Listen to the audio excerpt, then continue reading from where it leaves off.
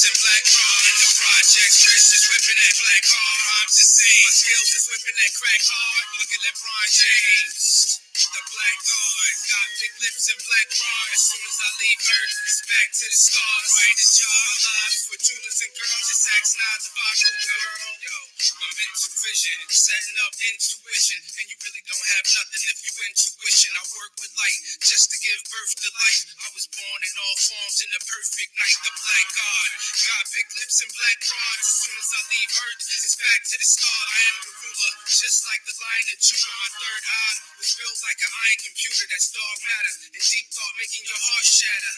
I sleepwalk, talking with smart chatter, so I don't need you to ride or die with me. I got ancestors that vibe from the other side with me, and they beam up life after death. We got noses on our eyes, cause the lights are breath. My priceless flesh, the final copy.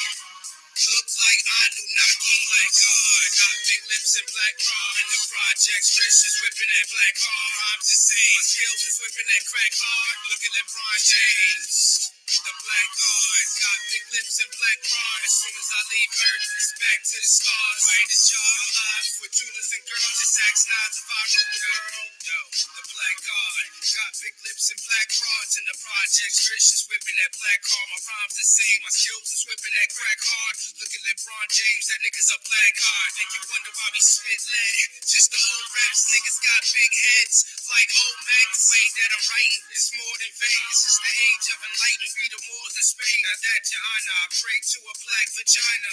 Even the Pope prayed to the black Madonna. In the sun, I shine as bright as I be. I'm the greatest of all time, like Muhammad Ali. And when I die, baptized in the fire. Only flat night, black skies are higher. Prior to job, my lives with jewelers and girls. It's sex nods if I rule the world. Rubies and pearls. Black God got big lips and black raw in the project. Chris is whipping that black hard. Rhymes the same. My skills is whipping that crack hard. Look at LeBron James. The black guard got big lips and black raw. As soon as I leave Earth, it's back to the stars. Right to job lives with jewelers and girls. It's X nods if I rule the world. Yo, the black guard, infinite to infinite stars. It's infinite light. My life's got an infinite charge. The instruments to implement to give strength to your heart. The temple within, the imprint mimic the art. Into the dark, the dragon spark the phantom from a higher consciousness. I talk with atoms. I live in the land and I live in the stars. Original man, I am the image of God. Call me Tut, I'm Amen. I cut diamonds, so as long as I live, nothing can stop shining. You gon' need to be in the biz to drive me crazy. Live on CNN, hearing cries from Haiti. You know the people down there trying to hide them babies. The black guards, surrounded in light, attract stars. Black guards, surrounded in light, attract stars. The black guards, surrounded in light, attract stars. I told you, all of my friends, I told you all, that I was the greatest of all time.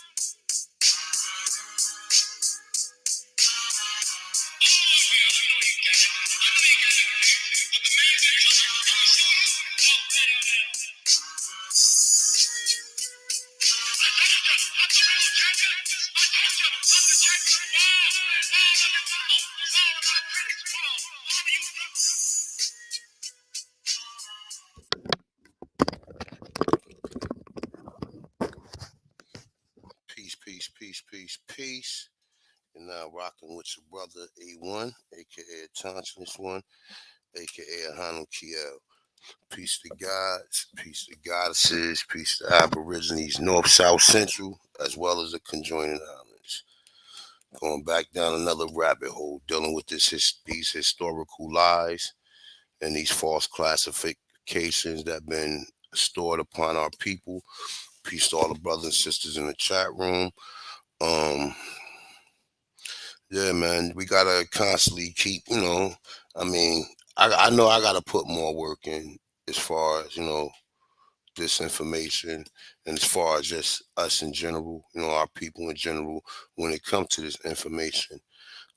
So we're gonna get right into it because yesterday I was trying to do the bill and it was taking so goddamn long. StreamYard was acting fucking funny. You know what I'm saying? I don't know, was it my computer because I had so much shit open. But for some reason it wouldn't allow me to do it.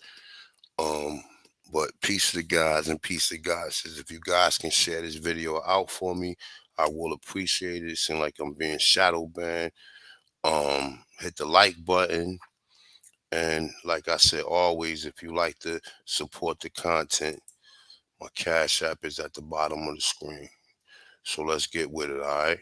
So let me share my screen. Let's get with this shit.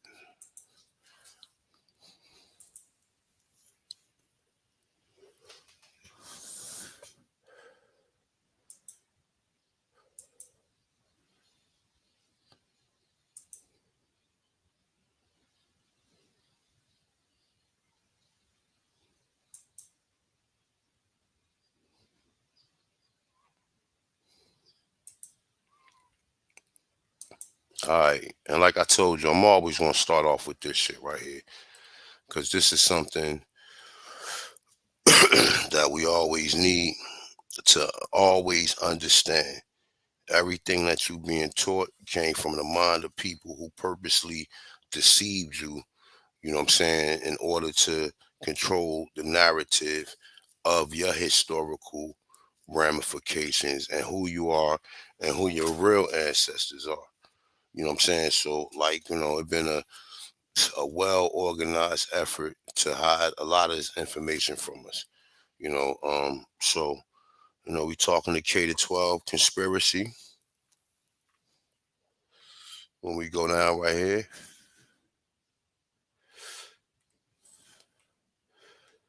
we go from the J.D. Rockefeller to improve his public image, poured millions into education around 1902, has founded yet another organization, the General Education Board, to influence education throughout the country, but especially in the South, right? Look, especially in the South, okay? The board mentality is revealed in a letter from Frederick Teller Gates, a Baptist minister and the GEB director, to the other members of the board. As you read this, please savor the astonishing um, paternalism. A century later, these traits still permeate our educational establishment. Okay, so this is what they saying. This is not what A1 is saying, right? Always gotta always reinforce this information because this is the crucial information. When somebody tell you something that's absurd, that makes no fucking sense whatsoever, use your own discernment. This is why you have discernment. This is why you have intuition. You have intuition for that's like spidey sense. That's like a bullshit meter, right? So it goes. In our dreams, we have limited resources, and the people yield themselves with perfect docility to our molding hands, right? Remember that. Docility and molding hands. That sound like diabolical activity to me, right? The present educational conventions fade from their minds. The present educational convention at that point in time, we was being taught by our own people. I can pull up the C.R. Patterson joint right now, show you the schools we had, and you don't see no Europeans coming up out of there. You see you ain't see no Europeans in the whole fucking video, unless they riding past one or whatever. But they had their own schools in all these communities. Okay, and unhampered by tradition, we work our goodwill upon a grateful and responsive rival folk. We shall not try to make these people or any of their children into philosophers or men of learning. And this right here will explain the reason why, we got so-called Aborigines who don't be knowing what they. Well, I'm gonna say I say Aborigines, all Indians. Whether you feel like you're a black Indian, you feel like you are a black Native American, I still lump all of them up in with Aborigines. So I'm talking about all them niggas. All right. And this is the problem with a lot of people, right? It tells you right there, okay? Let's go back over it. We shall not try to make these people or any of their children into philosophers or men of learning or men of science. Interesting. Men of science, right? And these niggas always regurgitating science. They always pulling up DNA this and DNA that, and this scientist says this, and then when we pull up scientists, all of a sudden everything we saying is pseudo. This is agent activity and this is agent behavior. Was it if you're doing it subconsciously and you're not trying to accept the information because you have an agenda? This is why you're not trying to accept the information because you have an agenda. You okay? But guess what though? I got good news for you guys.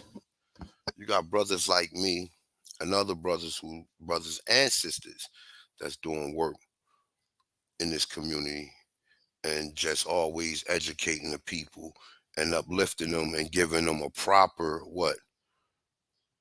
We shall not try to make these people or any of their children into philosophers or men, or I'm gonna add women and women of learning, right? We changing that narrative. Or men or women of science, right? We shall not try to rise up from them, among them, authors, editors, poets, or men of letters. We shall not search for embryo great artists, painters, musicians, nor lawyers, doctors, preachers, politicians, statesmen, of whom we have an ample supply of. The task we set before ourselves. So this is a task. This is a task of you being perfectly docile and allowing people to mold your brain, right? Right? So that's it. The task we set before ourselves. Look at this shit. It's right here. Okay. The task we set before ourselves is very simple, as well as a very beautiful one. To train these people, right? Did you know y'all was being trained? Did y'all know that? Did you know y'all was being trained? Did you know the people who had control of your education didn't want no philosophers or people of learning or men of women of science, no authors, editors, poets, men of letters, no artists, painters, musicians, lawyers, doctors, preachers, politicians, statesmen. Okay, they talking about us, and this is how you get us to integrate and don't allow us to hold none of these positions. And then the people who do hold these positions, they have been what? They have been perfectly docile to their molding hands, right? So it said, um, to train these people as we find them to the perfectly ideal life. So somebody had your best interest at hand into creating whatever mind state that you create a reality for yourself, right? So these are the people you dealing with. These are the individuals who obviously don't have your best interest because they're not putting truth out there and they're not even considering and cross-referencing any of this information, right? So we will organize our children and teach them to do in a perfect way the things their fathers and mothers are doing in an imperfect way in the homes, in the shops, and on the farms. So you go figure that out, right? I know what I got. Now look, check this out. Check this out. It's for the women, right? So that what the Rockefeller, Gates, and the GEB wanted to keep the people barefoot and pregnant, as in were the public, of course, heard nothing of this secret conspiracy, nor do they know now. Okay? Nor do they know now. Now, let me see something. It was something in here. I think this is the one. Matter of fact, no, it's not. Let me see something real quick.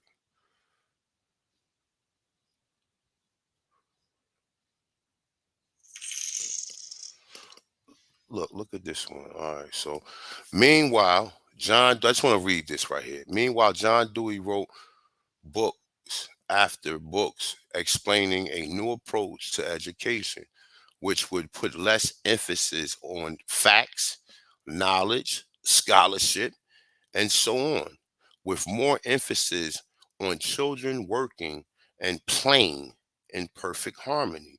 John Dewey did not like academic success. If one child knows what the Mississippi is and another doesn't, that opens up a social rift in our classroom. The best solution apparently is to make sure nobody knows what the Mississippi is. The tendency, which started then and continues now, is to teach less so no one suffers low self-esteem. So that's pretty much what they getting into, right? So, with that, let me move this over real quick. All right. So with that, we got this. Before the day was dawning, all on the bowling hall. Lay the starboard sheet. On the bowling, the fore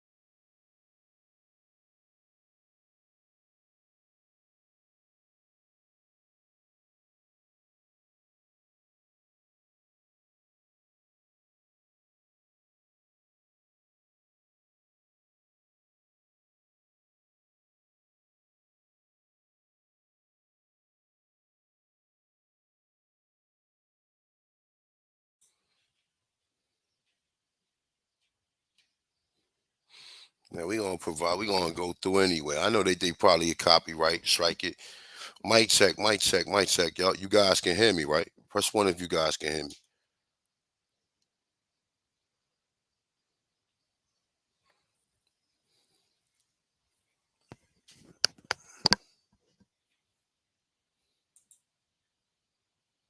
Okay, all right. So we good, right? So y'all see how horrific and terrifying and traumatic that was, right? You guys seen that, right? Now, who would want to be in that condition, right? Mentally, right? Moving forward, right? You said it what? No sound to the video. Let me see something real quick.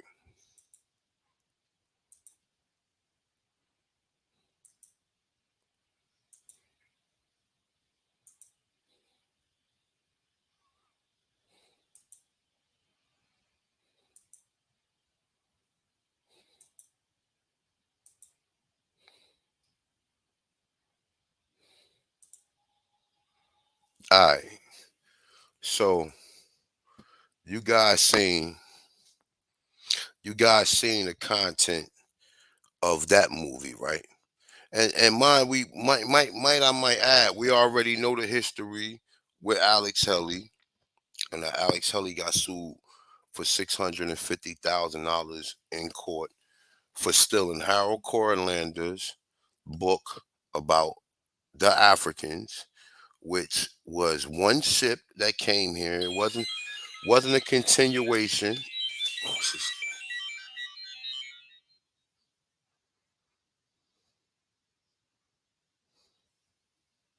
Wasn't a continuation of nothing, but it was just pretty much hold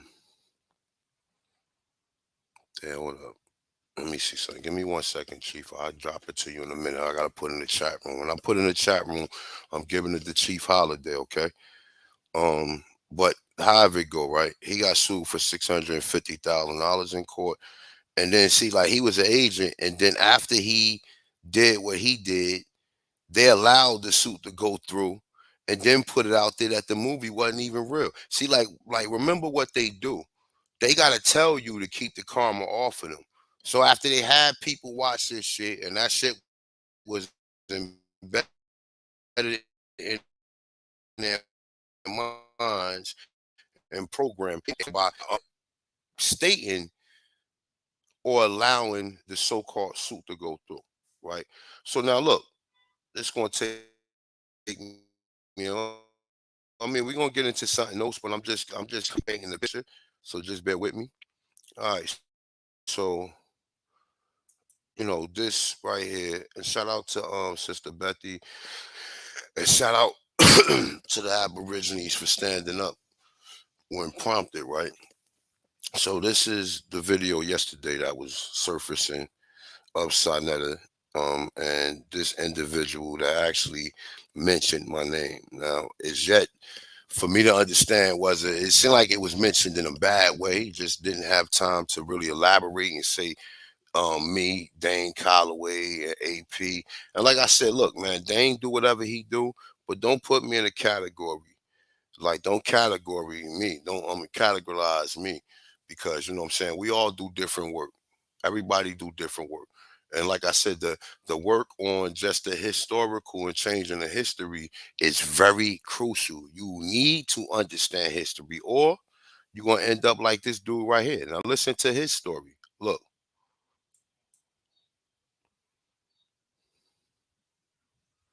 The Marshall Trilogy, right? The Supreme Court Justice John Marshall, he took on the Native American. and fair use, by the way. All right. Now look, I'm about to go back. I'm gonna play it. I want you guys to press one if you can hear it, and I'm gonna mute my mic. Cause and something that they didn't do for African Yeah, we people. hear it, bro. We good? Okay. Yeah, AP, we what up? heard it. It's good. What's going on with it? Grand Rising, shout out to all American Aborigines, man. The Native Americans, a land trust, domestic dependent sovereignty, right? And and federal and a federal trust to protect Native American heritage.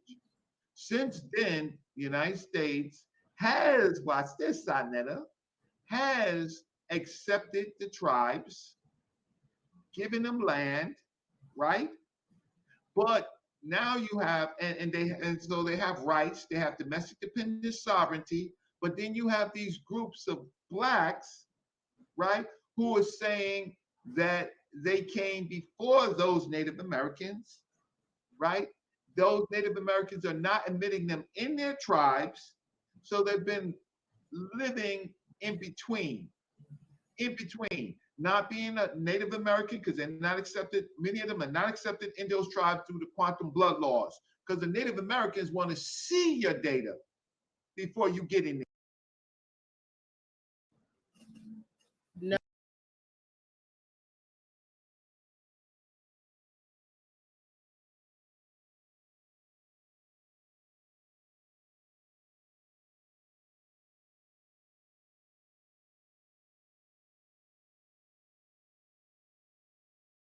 Thinking about getting a new roof for your home in the next year or so?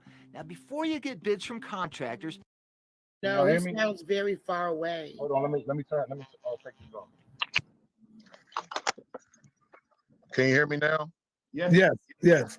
Okay, I apologize. Excuse me, everybody. Excuse me to the panel. This conversation that y'all been having for the last month is very terrible in a sense that the the mind state that you guys have and the way that you guys always go into primary sources, and then you guys are like just letting anybody come up on here, not saying the people that's here right now, but I'm saying in the past you've been letting a lot of people come up on here with no sources or anything like that. I understand the Dane Callaways, I understand the autonomous ones that add power, the African Americans and Africans and stuff like that, but you have people like myself out here.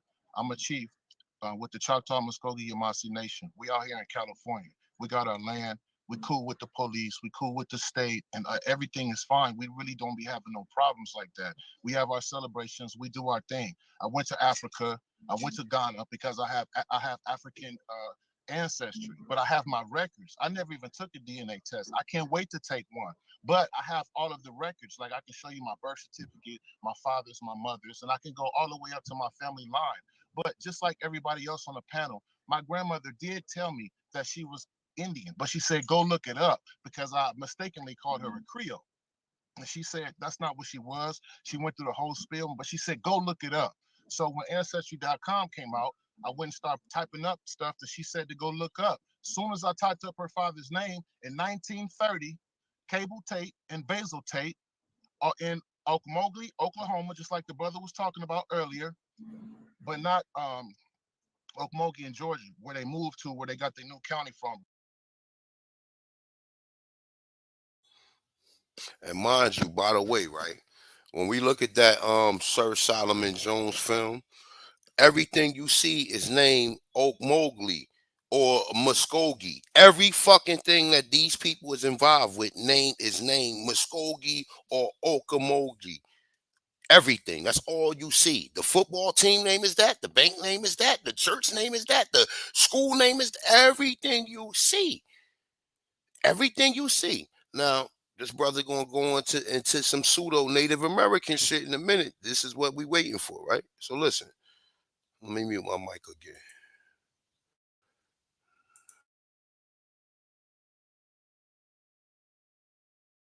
But anyway, 1930, it say Indian. Then when I went to the actual census record, it said mixed Cherokee. I don't have no problem being mixed, but what I'm saying is it say Cherokee. Then I go through my grandmother's, that was her father. Then I went through her mother. Her mother's grandfather is Muskogee. I have those records. I have the actual records. I have the actual pictures of these people. You know what I'm saying? I can go through my father's line. I can show the same thing as well. But my father's line split off and go towards Ethiopia.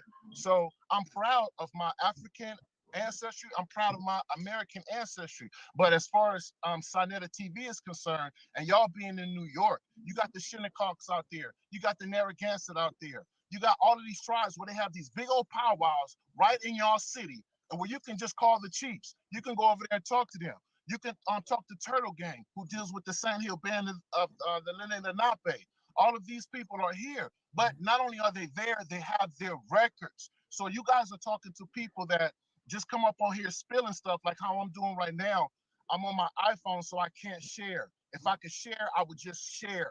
And we won't have nothing to talk about because I can just share my family pictures, and my family records. Not Well, you nobody should. else or Well, nothing that Spirit, nobody. well, I don't mean to cut you off, my beautiful brother, Go but ahead, I have sister. my records too.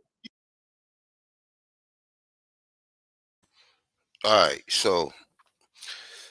so he's saying he's of mix, and like I said, if somebody was to do his DNA, I mean his ancestry and his genealogy, they would see he ain't got no Africans, right? But he's under the same mind state that Africans came here.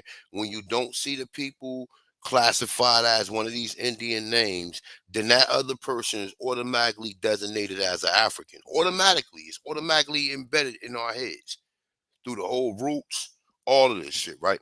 So let's continue, right? We're gonna keep it moving, right? So let me see. All right. And like I said, this is about the an observation on American Aborigines, right? So I'm gonna be going into that. This is just pretty much I'm just trying to paint a picture as far as all of this shit, right? And my man, he's the perfect individual to make this point on, for him mentioning my name and for him saying that bullshit he just said. I mean, it was good because what did we do? Did we not go over to Nasser Garrett? Did we not see who they are? Did we not go over to Shinnecock? Did we not see who they are? Did we not go over to Lenny Lenape? Did we not see who they are? So in all of these tribes, they all are mixed with white people. White people are not indigenous to this land. Now, maybe they are because of the incubator shit, the stories we hear about Yucatan Peninsula, but that's a whole nother story, right? But as far as we know it from history, Europeans are not indigenous to this land. Okay, so look, let's continue, right? All right, so look, the forgotten history of Britain's 300,000 white slaves in America, white cargo. Okay, so slavery in America, typically associated with blacks from Africa, was an enterprise that begun with the shipping of more than 300,000 white Britons to the colonies.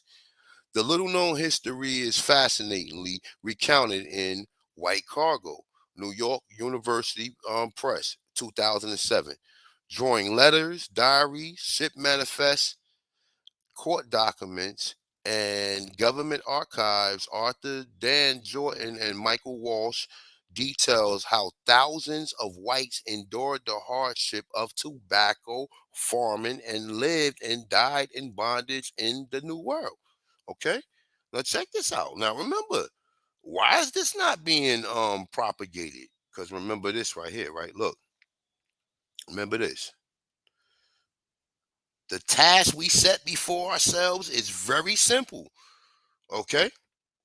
Remember, they don't want no scientists. They don't want no men of thinking. They want you to be docile. Nigga, docile. Look the word up, nigga, and see if that's a state that you want to be in, nigga. Okay? So look, they forget to mention this in history, right? Right? They make the movie Roots, which they told you it was fake, and niggas still believe it, right? But check it out. Following the cultivation in the 1613 of an acceptable tobacco crop in Virginia, the need for labor accelerated. Slavery was viewed as the cheapest and most expedient way of providing the necessary workforce. Due to harsh working conditions, beating, starving, and disease, survival rates for slavery rarely exceeded 2 years. Now, remember this. Remember this. Remember this. It's rare, according to them, they say slavery rarely exceeded 2 years. Thus, the high level of demand was sustained by a continuous flow of white slaves from England, Ireland, and Scotland from 1618 to 1775, who were imported to serve American colonial masters. All right. So you you you come to some understanding of. I know what I know about it, but the people who viewing this, you try to make some understanding of this shit.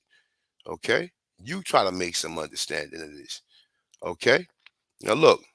Around 1618, at the start of their colonial slave trade, the English begun seizing and shipping to Virginia impoverished children and even toddlers from London slums.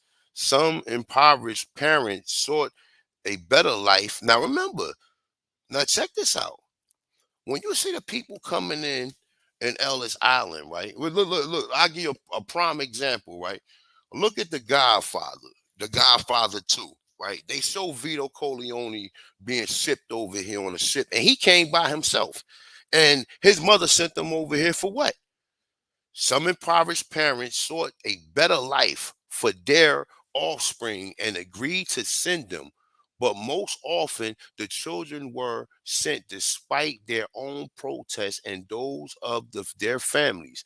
At the time, the London authorities represented their action as an act of charity, a chance for a poor youth to.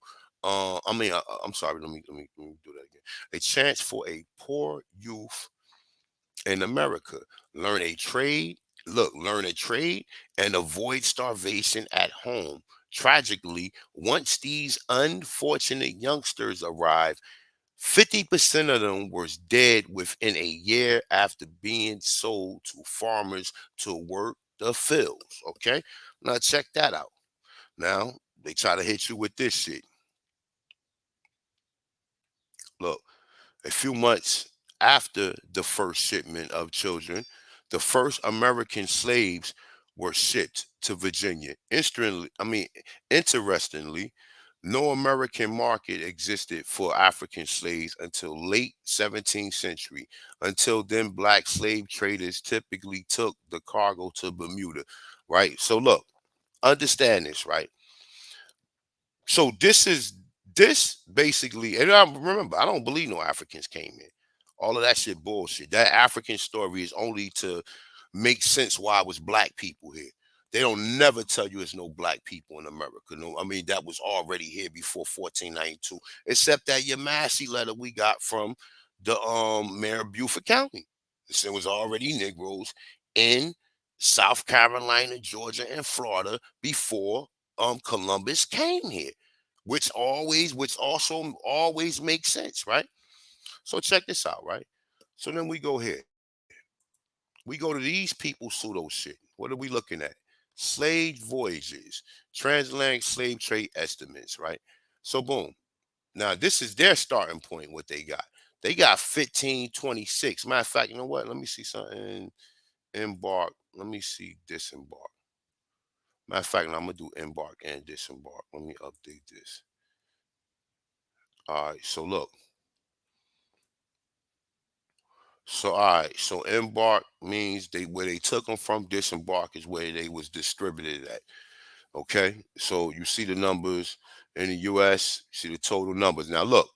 So a total of 300,000, 5,326 people was embarked, right? You see this number at the bottom from 1626 to 1875, according to them, right? I'm going right here, 1626, right? To 1875, right? Boom. All right. So we got embarked, right? From the 1600s, 1700s. Now remember, we get two accounts now. We get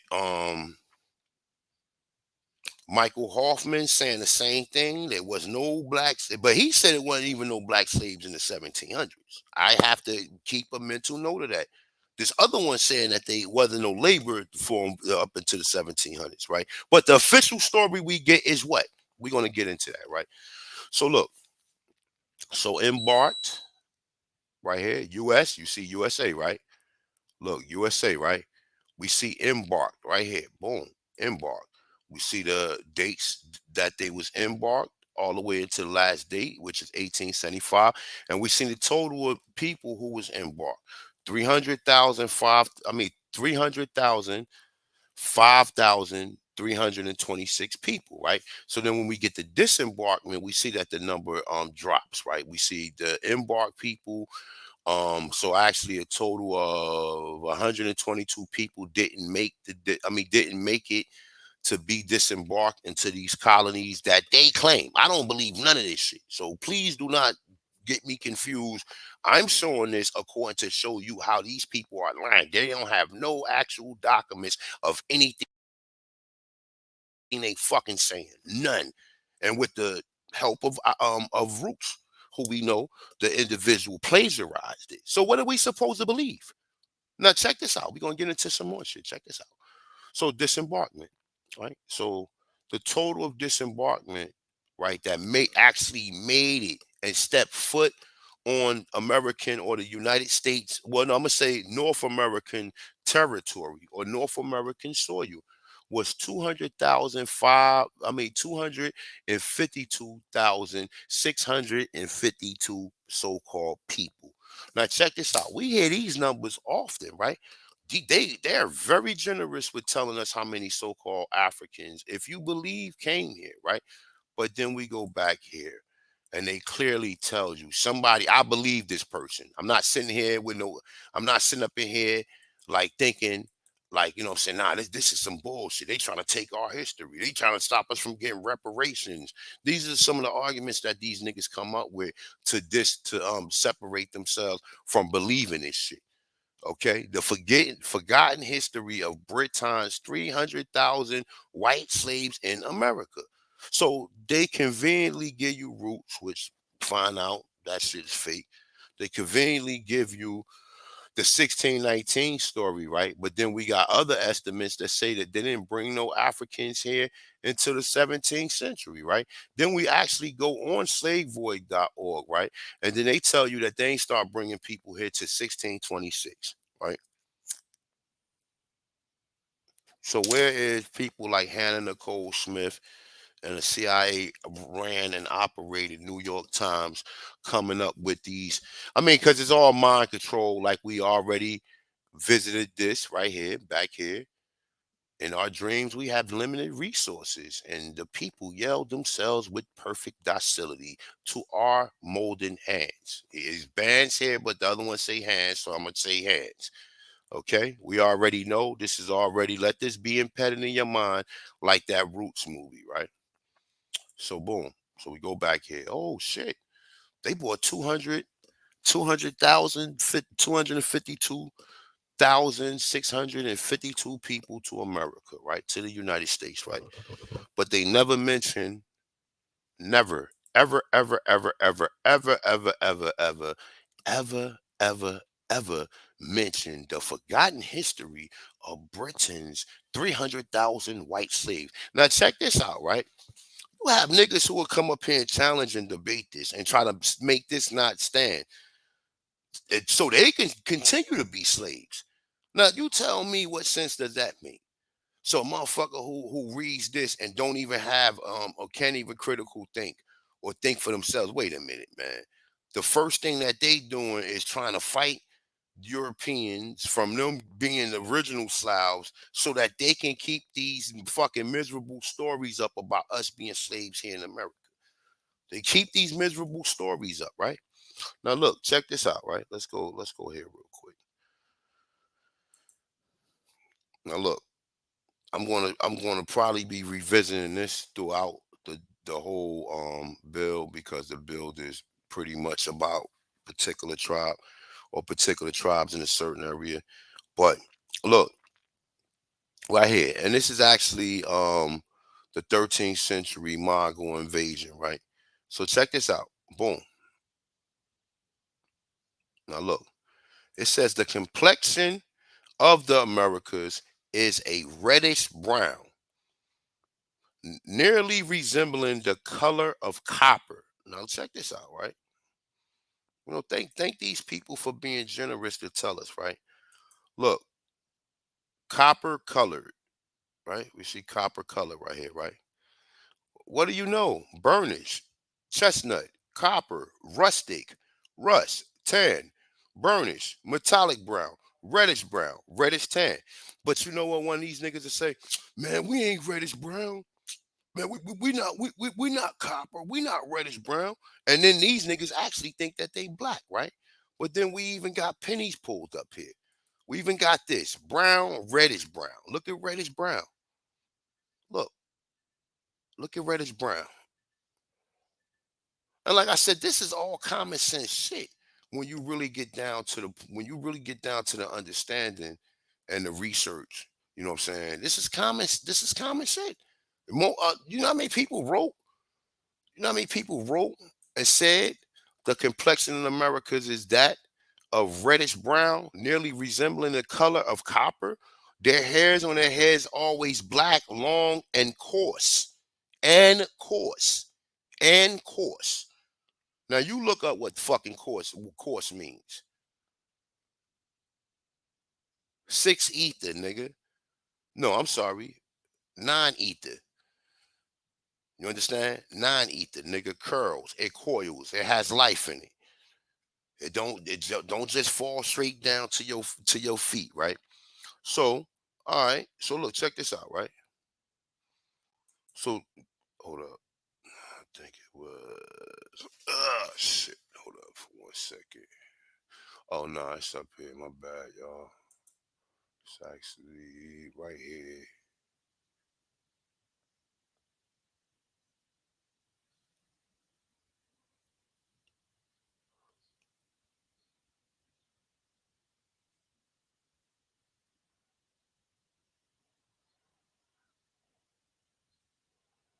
Oh, it's right here. Boom. So check this out, right?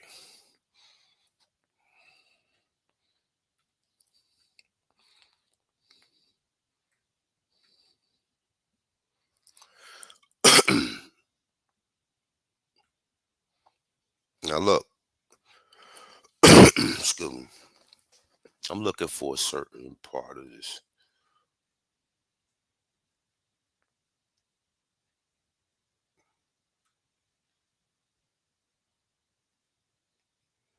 All right, so this is actually the use of the term Negro, right? So I'm just gonna read a little bit of this right here, right?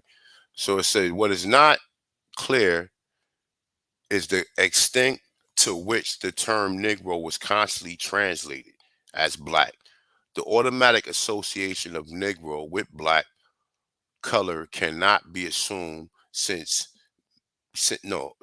I guess that's a since many black Africans are actually of medium or dark brown color, right? They say in any case, another association gradually arose, and that was between Negro and slaves. Early legislation commonly referred to Negroes and other slaves onto Negroes, mulattoes, and Indian slaves. Over the years, Negroes and black became synonymous with enslavement, right? So hold up, let me see something. It tells you right here, Negro was also used in a general way in North America colonies. Some examples illustrate the use of Negro and Black as applied to people of American ancestry. So now when they say people of American ancestry, you already know who they talking about. They talking about Aborigines, right? Hold up. No, I don't want to touch on that. I want to go down.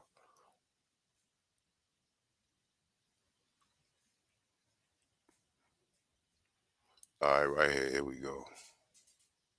So look, right here. It says 1619, some 20 Negroes was brought to Virginia. At least 11 had names of Spanish or probably Spanish characters. Later, they was joined by Negroes and mulattoes with names such as Antonio, which we're going to get into Antonio, several, and John Pedro. These Spanish derived servants could well have been part of American ancestry. However, no evidence is available, except that they were largely secured from a captured Spanish vessel. Now think of the Spanish vessel, right? It wasn't Spanish at that point in time. Anything we saying is Spanish. A lot of times that these are Negroes that's returning back here. They're not Spanish. Okay, but however it go, it's making an assumption and saying that these people wasn't born from Africa, or whoever is doing the observation, he got other resources to make him allude that these wasn't Africans, that these people had American ancestry, right? So that would explain this, right? When we go to the actual person that's well best known for being one of the first people brought here in 1619, we pull up Anthony Johnson, right? Now check this out. We are, and like I said, this shit has to be repetitive. Okay. In 1635, Johnson was freed and given 250-acre plantation where he was master over both. Now, this is what they saying. I don't even believe he had no black slaves. It says black and white servants. Okay? Black and white servants. Okay? Makes no sense. Makes no sense. And then with the fact that they don't tell you about the 300,000 white slaves that was brought to America. And then they come up with these ridiculous numbers right here stating that, 252,652 so-called Negroes was disembarked on American soil when they had three. And they'll never tell you about the 300,000. Never tell you about that. You never hear nothing about that. You never, like I said, this is all hidden history. They'll show you roots. Everybody of any significance always had, oh, he was a slave or prior to that. But we don't need to go into the 1830 black slave owners. We don't need to go into none of that. We don't need to even talk about Henry Duckblood. We don't need to talk about none of these other individuals, right? But everybody was a fucking slave, and anybody who had any significance always was a slave, right? So let that marinate in your mind. Okay, this is the reason why the brother believed that it was mixed people here, or he's mixed. Yeah. Some people do got Europeans in their blood, but so what are we classifying the Europeans as? Are we classifying them as indigenous people? No, they're not indigenous to this land, and they know that. But they have no problem with dressing up, playing Indian, and clowns like these niggas who be up here. They will make up some type of classification. Because remember, to us, the Native Americans are Mongols. Are Mongols. We're not supposed to be seeing Europeans and Negroes on a lot of these so-called tribes or whatever. And we don't see no Mongols around. We know Europeans, and we already know, according to what we seen Brother Ling Bay when he was talking about the Cherokee Chief 132 and the Choctaw and the Chickasaw. All of these niggas are Europeans. All of them Europeans. So the black man was a slave. The white man was a slave. We don't see no Mongols. So who's indigenous? But we get good brothers like this brother right here that was just so kindly. He ain't had to call you a name. He had to say you was black, Negro. He gave us the definition of the term America. The complexions of the Americans is of a reddish brown, nearly resembling the color of copper. Their hair of their heads is always black, long and coarse. Keep that in mind, right? All right, so we're gonna go into this part right here. Boom. Let's go back here. Let's go back down the rabbit hole with the brother Aline. Like I said, might I say this is great work too. I appreciate research. I'm not a hater. I research. I get other ideas from people who I listen to, or individuals who put the information out there. So, definitely always give them credit, whether you agree with them or you disagree with them. They in this shit with us, and they doing their part of whatever need to be done for our people to understand who we are. So let's go. farmers, and they had their own school distinct from the general public school system, and they're associated neither with whites nor with blacks. Because blacks wanted to come up under the artificial title or label. So they wasn't going for that shit. It wasn't going with being called black and it has no ethnicity, has no nationality. Black is an object. It wasn't going for that. So they said, well, we need the Negro. We spoke about this before that this is English and Irish of mixed ethnicity, like many Cherokee citizens. So many of the Cherokee citizens are mixed ethnicities. But let's look at his ethnicity. He is 1 over 32, or rather 3.1% Cherokee by blood. 3.1% Cherokee. So he's not even 10%. Hell, he's not 5% Cherokee by blood. But yeah, he's the chief. I just want to add this too. Shout out to Lisa Ackermack for definitely reminding me that Anthony Johnson was an Ackermack so-called Aborigine. He wasn't even from the Wills, a Spanish vessel. Like I said, man, it's a lot of lies with all of this shit. And as you can see it right here, even from the freaking video right here, right? Check this out. Let's go back to this. A couple things we're gonna go over. We spoke about this before. He graduated from Tahlequah High School in 1969, the year I was born, and from Northeastern State University in 1972 with a bachelor's degree in political science and history.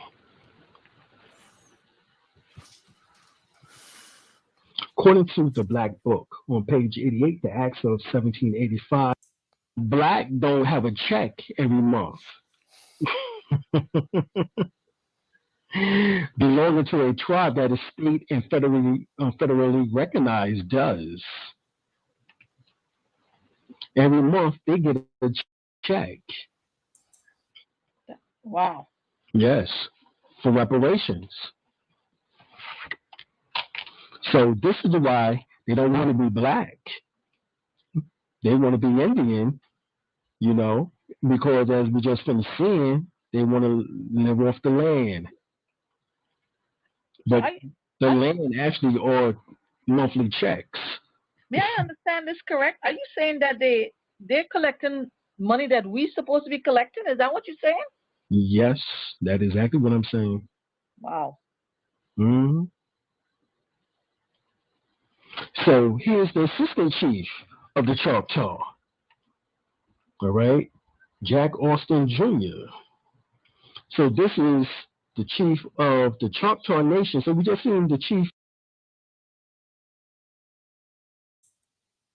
Now remember, we got sources that state what the people of Americas look like. The complexion of America is of a reddish brown, nearly resembling the color of copper. We got evidence of what the color of copper is, and them people doesn't fit the fucking bill. They don't fit the bill, right? More evidence of what the color of copper is, right? Burnish, chestnut, copper, rustic, rust, tan, burnish, metallic brown, reddish tan. These are all the complexions of our people. We don't need to go into the 1828 dictionary because we already know what it means. A Native American originally applied to the Aborigines or copper color races found here. By who? Who were they found here by? The people who supposed to be Europeans, right? But now applies to all descendants of Europeans born in America. Cherokee, Bill John Baker, and now we see the Choctaw Nation of Oklahoma chief, Gary Banton. All right, and his assistant chief, Jack Austin Jr. Now, he has brown eyes, and Jack Austin Jr. has brown eyes, but Gary has blue eyes. That is a recessive trait, and definitely will not and does not make you a Cherokee nor a Choctaw or any other indigenous tribe or nation. So when did the Pilgrims become the chiefs? Is the question.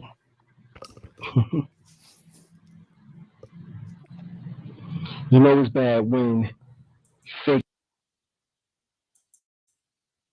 And these are like questions that anybody who have any fucking sense or any brain would have been there and figured the fuck out. You wouldn't go and say, "Oh, I'm mixed." I mean, listen, we all, like I said, we all may have ancestor who was European.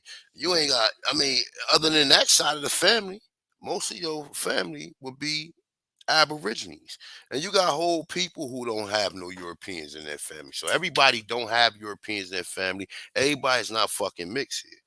You understand what I'm saying? And like I said, even if you have one European ancestor and all the other ancestors are all Negroes or whatever, then what? Then what? Where do you go from there? You understand? But however it goes, we see the people who's basically are claiming to be exactly who we say we are, right? So let's get into it, right? So we're gonna get into a little bit about the Louisiana, Mississippi region. Okay. This is what we're gonna deal with today. These three particular books speak specifically our Washita heritage. Interview of the Washita by Shabazz, Brother Umar Shabazz Bey. It says other names used to divide indigenous people are Creek, Cherokee, Hopi, Iroquois, um, Anas, Sassi, Anansi, Anansi.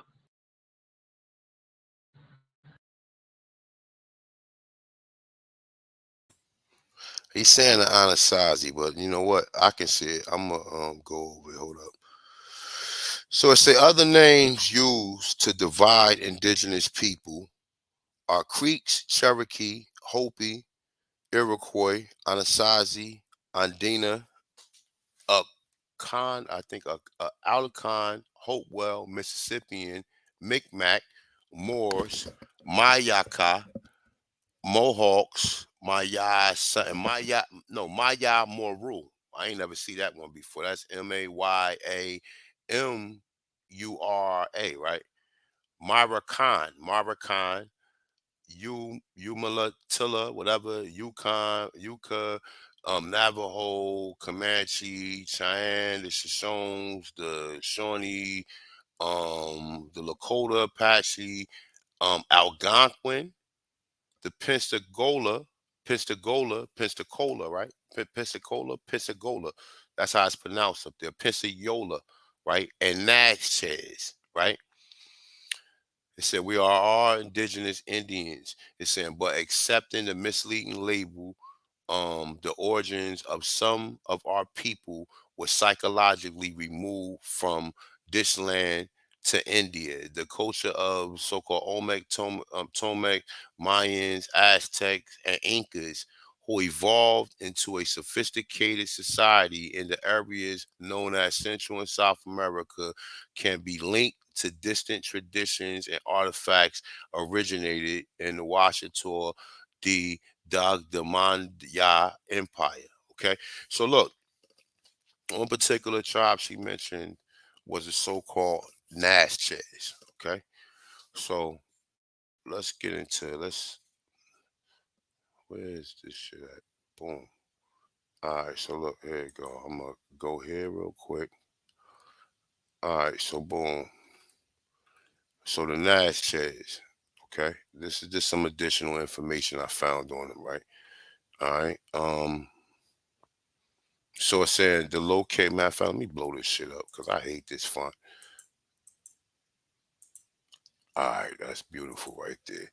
All right, so the Natchez were among some of the last Native American groups to live in the area, which is now known as Southwest Mississippi. Okay, and might I say that book that I'm reading from right here, right?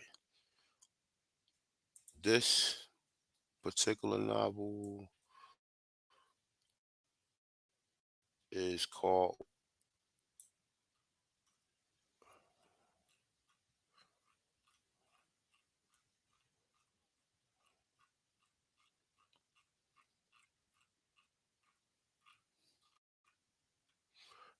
The Conquest of Peru, Mexico, the Bagada, the Natchez, and the Talameco in the 13th century by the Mongols. But we know what eventually happened to the Mongols. This is the Mendoza Codex. When you see us capturing these little niggas and smacking them around like they fucking peasants and peons, right? So we know what happened to that Mongol invasion of the people who came here, with the exception to some of the Pacific Islanders, the Filipinos that was classified as Indians, as well as the so-called Chinese that came here in the 1800s, and they classified them as Indians as well, right? So let's go back here. All right, so it's saying history. No, there is some archaeological evidence that indicates that the Natchez culture began around 700 AD and lasted until the 1730s. Now remember, I don't believe all of this shit.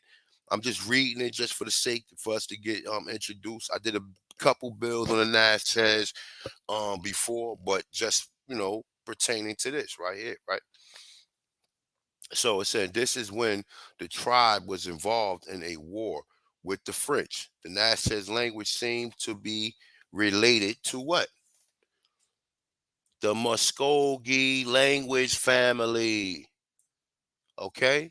Muskogee. That's what I'm saying. All of these tribes from fucking, I'm gonna say even in California, the tribes that was in California, all the way through Texas and the Mississippi regions, and all of them tribes would have been Muskogee. All of them. They try to separate us, just like what the Empress, what I just read that's in Return of the Ancient Ones by Empress I can't say her name. Y'all, you guys know who she is. But nonetheless, though, however it go, it says the Natchez language seems to be related to the Muskogee language family. This indicates that the Natchez probably developed from earlier cultures in the lower Mississippi River Valley, right? So it say daily life. The Natchez were farmers. Listen to this. The Natchez were farmers who supplemented their diets through hunting and gathering. We don't believe that, right? But that's what they want you to believe. But nonetheless, the daily life of a Natchez would, with no doubt, consist of these very things. This would be providing for the tribe. The Natchez society is organized into an archipelagical pelagic called the chieftain. The chieftain was divided into two ranks: nobility and commoners. Membership in one rank of the other was determined by what up, y'all know, hereditary through the female line. This system used by the Natchez is called the matrilineal descendants, and was also commonly among other Native American groups. Being in a certain social class also determined the daily activities done.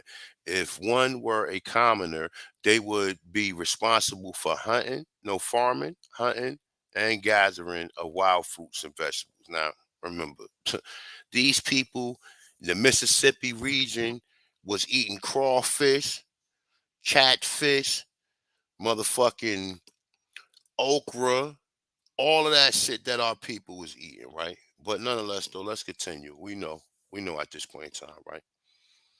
So this is the part right here of the interest, right? Best known features. The Natchez may be known mostly for their religious beliefs and customs. The Natchez religion consisting of building mounds or mound building, an expression of their complex tribal religion. The mound served as a base for sacred building. The people of the tribe would work together to construct and maintain these mounds, many of which still stands today. The mounds were flat top ceremony mounds. Only a few of the high ranking officials lived at the mound center uh, on a permanent basis. The people of the tribes who lived over a wide area of family farms often gathered at the mound center for the social and religious meetings, rituals, and activities. The chief of the Natchez were referred to as Great Son. This man would be carried on a litter carried by 8 men. So that means one of them joints like you seeing like in China and shit, like the emperor and shit. Like they got like it's like a seat with the two things where you hold it on one side, and then it's I guess they parallel, two sticks parallel, which holds them up, right? So this is what's going on over here. This don't sound like no peon shit. This sound like some real people who had some real society or civilization set up, right? So where the fuck was I at? Whatever. All right, the theologic of the chieftain was quite complex. It was based on a supreme deity who lived in the sky and was connected with the sun. It was believed that the Natchez that in a distant past, the son of the deity came to the earth and brought civilization as his own people no, as his own people, giving them laws, customs, ceremonies, and arts which made them powerful. The deity was retired into the stone that was forever preserved in the main temple. This sounds much like the belief of Christianity. The ground village on the Natchez Indians is now approximately named Natchez, Mississippi. This was the site of the tribe main ceremony mound during the early period of French colonization in the lower Mississippi River Valley. Now remember, the Mississippi River Valley is where that earthquake supposed to have happened. The great earthquake of 1812, 1811, right? The great earthquake of 1812, 1811, right? Now, remember, I mean, you guys get familiar, look up some resources that tell you about that so-called earthquake. They said that earthquake was so strong they felt the shit all the way in the Caribbean. It happened in the Mississippi Valley. Now, this lower Mississippi River Valley. The mounds constructed at the Grand Village were most likely done in stages beginning in the 13th century. According to them, we don't believe that timeline. This is all bullshit. We don't, y'all already know what it is. Let me see something real quick.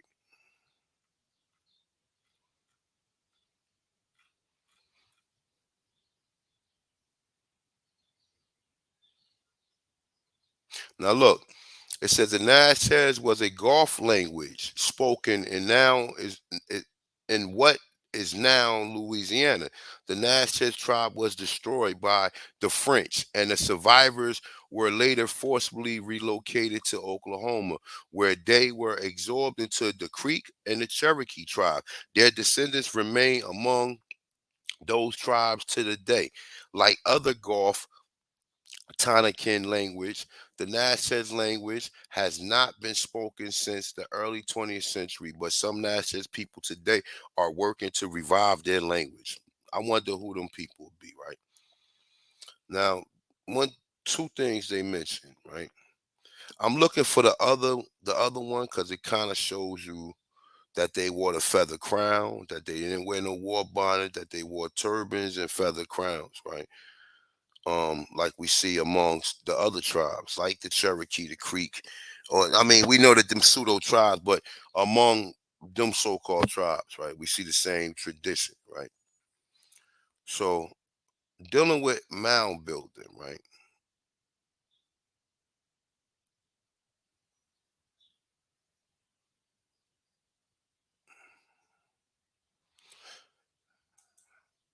Got actually from a book that I was looking at for a period of time. Let me see if I can blow this shit up.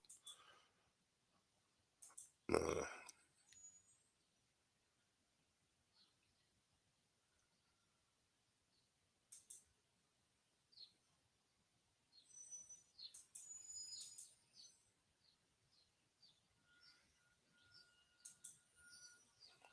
all right, there. Hold on. I guess that's the best it's gonna get, right? So this book is called "The Megalith Black Builders of Stonehenge," right? Now you know how these niggas would do. These niggas would be like, "This is some pseudo shit," right? But they were actually one of the mounds, Monk Mound. So the biggest mound in Cahokia, the base of this mound is bigger than that of Egypt, greatest pyramid, right? Now let me see something real quick.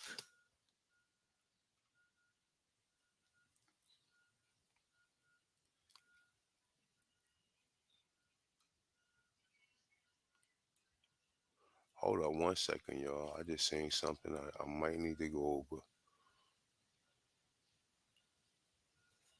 All right, so all right, so the brother earlier mentioned the Yamasi, the Muskogee, and I don't know. I think he said the Choctaw, the Choctaw, right? But we already know all the Muskogee tribes are Negroes. So if there's other ethnicities within that tribe, they are the invaders and they are the people that's foreign to that actual group of people, right? It said also, it must be noted that some of the so-called Native American nations in the United States are black ones. The Washita, which we just went over, nation was made up of blacks who lived in the Mississippi Valley centuries before the arrival of European explorers. They are still no, they are still in existence. The Yamasee Nation, made up of black, existed in the southeast part of the United States. The Black Californians must also be mentioned that they were indigenous black nations as well, right? Now some niggas would be like, "This is some pseudo shit." Nah, because we got this book right here that's pretty much telling you, you know what I'm saying, that who the Negroes was. Like it don't take a rocket scientist. He telling you just exactly what the definition of the term America is, right? I think it's that. Hold up. AP, you still with me? I don't know if AP still on. The complexion of the Americans is of a reddish brown, nearly resembling the color of copper. So that must mean when he's saying this, because they mentioned the Natchez in his book. So that would say that the Natchez also would have been so-called Negro people, or what we assume to be black people, Negro colored or African American today, right? But check this out. Meanwhile, and I just hold on. I want to associate one more thing just so we'll know this, so it'll be evident. So we ain't got to sit here and play these games, right? It says, although many scholars claim they were obscure race, of at best claim they were native Indians. The mound builders of North America was related to the Olmecs. Blacks predate the Mongoloid Indians in America. It is clear from the Indian legends that the mound builders were unlikely them, which they always say. They didn't build the mounds. They tell you clearly they didn't build the mounds, right? Um, saying racially, just like the Olmecs, who are said to have men among the giant statues, the mound builders were also said to have giants among them. It's a whole nother story. We don't need to even get entertain the giant part of it, right? But check this out. Let me see something. Let me go back real quick. Ah, shit. Hit one if you guys enjoying the bill thus far. AP, you still on? Oh, what's going on? Drop the link for Chief if you can.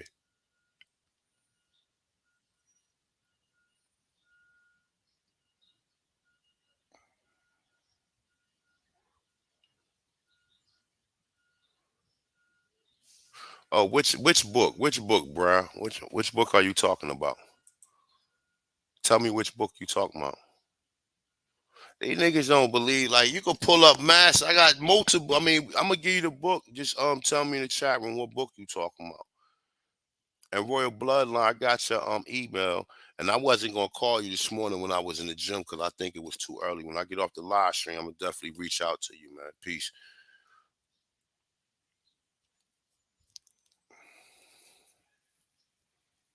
All right. Do me a favor, hit that like button, share the video out. And if you like to support the bill, the Cash App information. All right, so let's go into something different, right?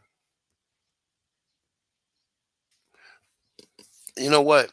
I had something on the washer too. I'm gonna play a little bit of this, and then I'm gonna go into the Natchez, cause all the Natchez and the Washingtons, they the same fucking people, bro. It's not like they was in the Mississippi River Valley. The Natchez was in the Mississippi River Valley, and we're gonna get into some other things that's going to cross reference a lot of this information. So definitely hit the like button at the minimum.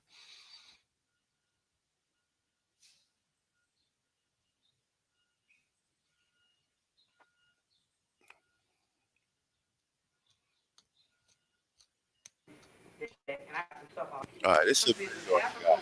The African condition will never be, we can never get out of our condition. It's a video I got with Bobby Hemmett interviewing the Empress, right? Let me see something. Oh, all right, let's go into this part right here where she talking. All right, here she go right here.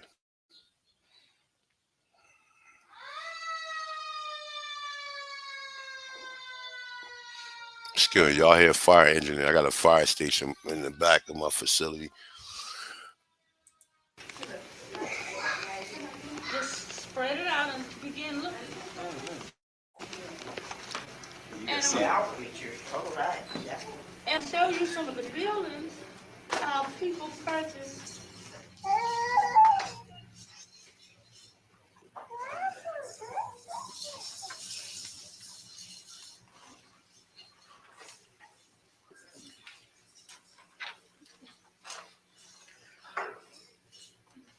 In a way, you would think that if you just go by the history that the cracker gives us, you would think the black people didn't do anything. Look, that's one of our buildings.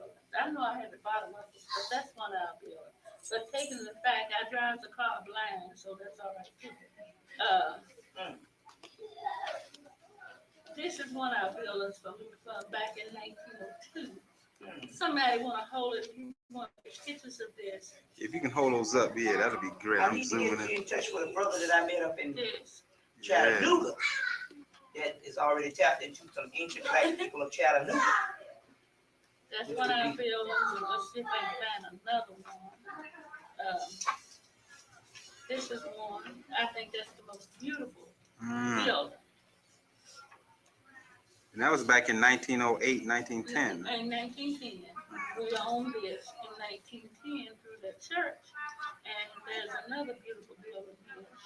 And in fact, there's several beautiful building that blacks owned and controlled. That's one of the black queens. And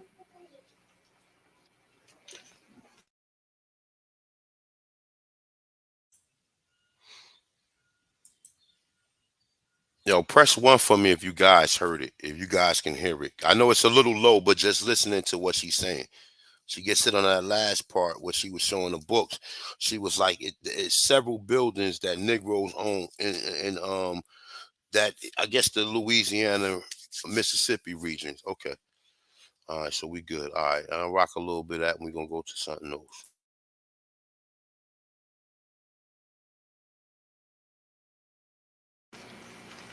Somebody can hold up a picture of Prophet Evans. I think Brother Hemmett's got him over there.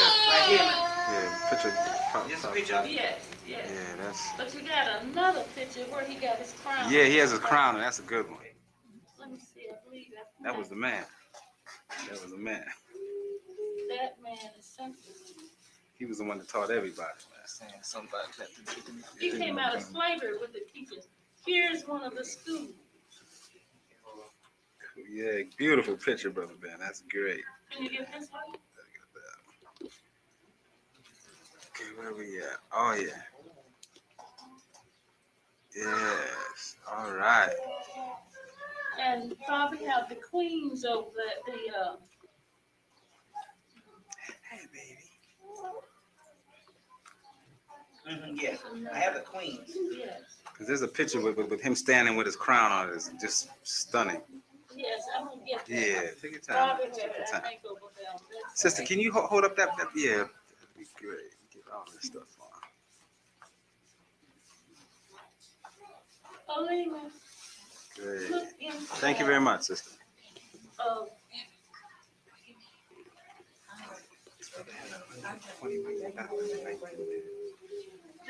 this.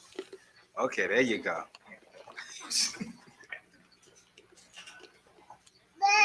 I think I got a better one than this. Yeah, that's the same. That's the same brother right there. Because I got one in a book like His this. crown on.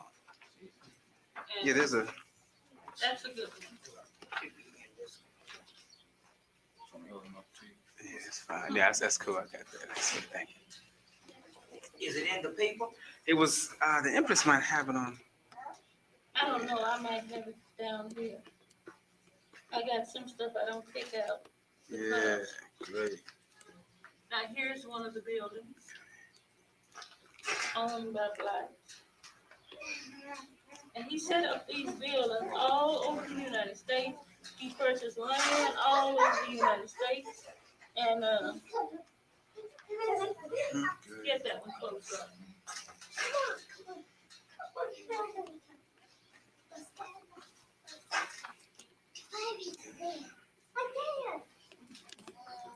Great. Thank you.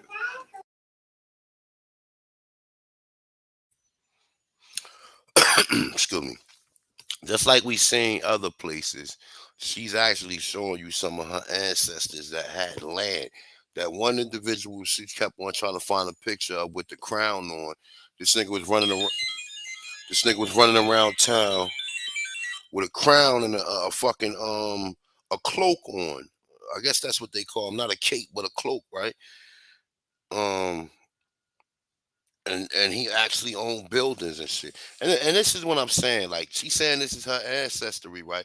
And like I said, a lot she mentioned slave, but that's just the perception of what we've been told. That ain't the perception or reality of what's really going on. The reality, these people who owned this land right here never came out of slavery, never was slaves, never was none of that shit. They mentally enslaved us through the general education system. That's why I always like to, you know,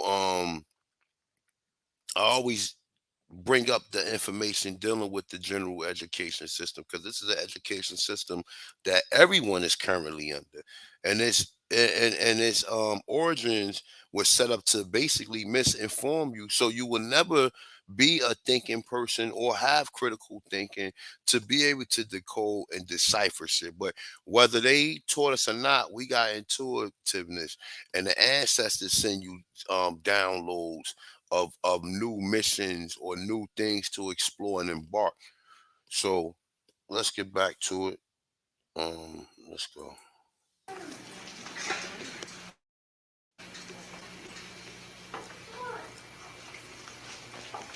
Now, I want you to.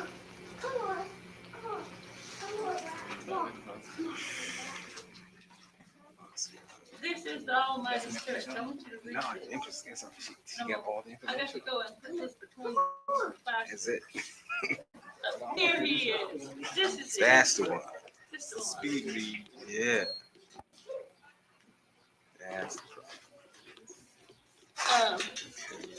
That's a brother with all the writing.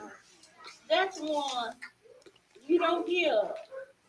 But these people, Okay. Yeah. these people has got a world of information, but they are very private with it. And the church as of today is not as spiritual as the founding church was. And since it's not as spiritual with the spiritual queen, you just got one spiritual queen mother there. And she is so deep. Until when I first seen her, she called me in the privacy of her room. And I said, Mother, wisdom. I said, I'm looking right through you. And she said, I didn't talk to Mother much. This time, I said, is this what she's doing to me? Putting herself in me? And it was so very clear. But I told her all this. She told me very well. And but she would look at me and stare at me. And this time she told me, baby, I knew who you was when you first walked in. She said, but I had to consult the spirit. And she showed me this book with all my relatives in it. She's gonna eat him. And I said, you mean we are the same people? She said, yes, your parents were dead, weren't they? I said, yeah. And nobody could tell you, could they? And they're just a different, it's a worldliness coming in from the young people that has grown up and haven't kept the spirit. And this is what she's afraid of. But the overall of it, of two more, it's real spiritual.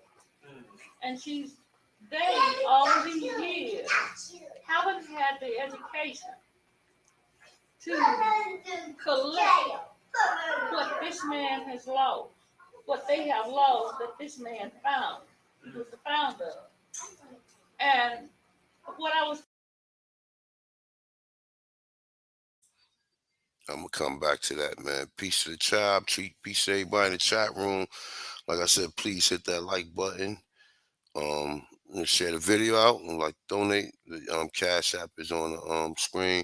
But what you guys think about the bill thus far? Because I'm about to go into something else. But I know I was trying to catch the Empress dropping the history, but I gotta kind of skim. I ain't see this video in years, and this video is actually on my channel. But she was dropping some information, and like I said, all of them tribes that was in that area right there, the Washington pretty much claimed, and like even Muskogee and some of the other terminology, the way you see some of the tribes is like on the southeast, southwest region. That term Muskogee went all the way into Oklahoma, all the way across the areas where our people was at, right? So let's check this out right here, right? It's this one. Check this out.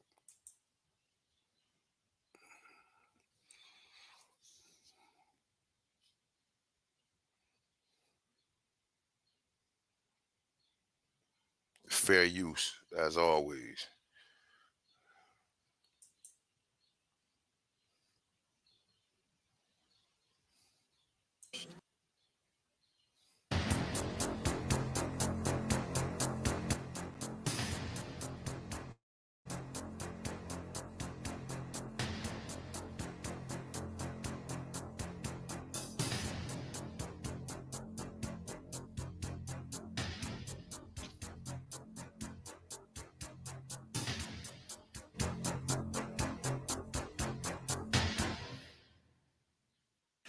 Chuck, tell us about this powwow. I understand that you're the chief of it. Well, I'm the sort of the powwow committee chairman, you might say. The committee is sort of whoever wants to help out. I run it sort of like a dictator. I'm a benevolent dictator. I take suggestions, but I don't always follow them. But I became interested in the Native American culture back when I was a kid in Boy Scouts, and I had some friends that we did a little, pageant the shows at campfires and that sort of thing. But it developed into a lifelong interest, and I ended up going with friends out to Oklahoma to Native American functions and powwows, and I actually lived out there for a few years doing my medical training, and just happened to work it out where I could be out in Oklahoma. Went to a lot of powwows and got to have a lot of Native American friends and friends that were non-Indian that were involved with the Native American powwow circuit, you might say. Yes. What makes a good powwow? If you don't have a good drum, a good group of singers, it's not as good a powwow as it could be. We got an excellent group of singers this year. Big Horse is Osage from Pawhuska, Oklahoma, and he brought some brothers and cousins and friends out. And this is the group of singers that was singing this past summer at the Osage ceremonial dance. And actually, I was out there this summer for the dance here in Hominy, Oklahoma, and so it's top-notch singing for Southern Plains style powwow singing. How long have we been having powwows here at the Grand Village? Well, of course, this is a historic site where Indians, the Natchez Indians, were here up until the early 1700s and had been, for hundreds of years. Now, the style of dancing they did, I'm sure, was a little different. What we're doing now is sort of Southern Plains style, powwow, but style, powwow, but style, powwow. But this is our 19th Southern Plains style, powwow. But this is our 19th year. What we're doing now is sort of Southern Plains style, powwow. But this is our 19th. What we're doing now is sort of Southern Plains style powwow, but this is our 19th. All right, so that shit that we just seen right there is a reenactment of the Southern Plain Indians, right? Now these are supposed to be Natchez Indians today, right? But somehow the Natchez got killed off in the 1700s, right? And then the so-called black people who was in that area, we're gonna get into that, and I'm probably gonna cut it after that. But I'm gonna let this rock out for a minute, right? So they killed the Natchez off in the 1700s, right? And then they brought Negroes in, and now them descendants of the people that did go through the Devil's Punch Bowl are descendants of the Natchez. Them was Natchez Aboriginals, and then some of the other ones were shipped off to Haiti, right? But mound building is always key because all up and down that region right there, all of the mound, we know that the mound builders are ancestors, right? That's being predicted or being depicted right here in this so-called Natchez Indian powwow. But let's play some more. Here to have the Natchez powwow. A beautiful place to have it too. A very historical place. Oh, it's beautiful. The site is really nice, and it's adds a special interest and I guess specialness to it to have it here with the mounds where there was ceremonial Indian events going on, up until recent centuries. But it's a special place. It's a beautiful place, and Jim Barnett does a great job of keeping the historical aspect of this intact, and a really nice museum that gives the Natchez Indian Note too, right? Southern Plain style. So look, so he said it himself. The dance itself is Southern Plain style. So what about the clothing? What about the clothing? The clothing is also Southern Plain style, right? But let's show some more of this shit. Let's see some more. history to a certain extent in there, and so it's a nice place. We're honored to have the powwow out here, and I'm honored to have the staff at Grand Village help out so much with putting on the powwow.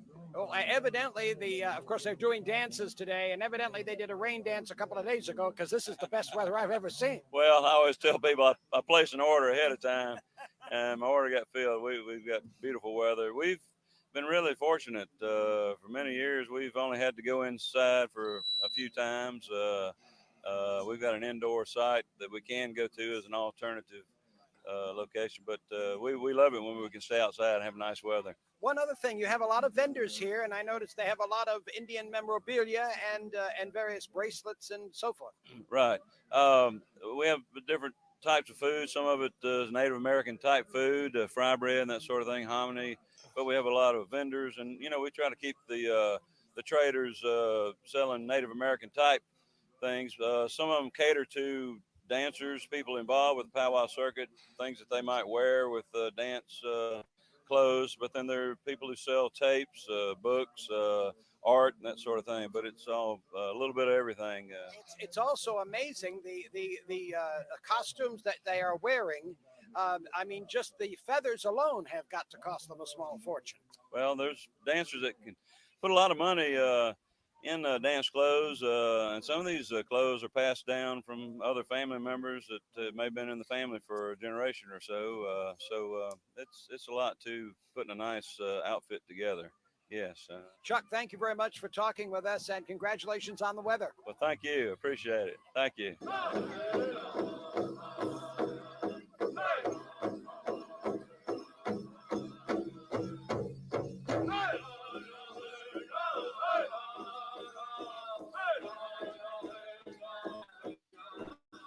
Chuck Borum, Dr. Chuck Borum, could you repeat to the speaker stand, please?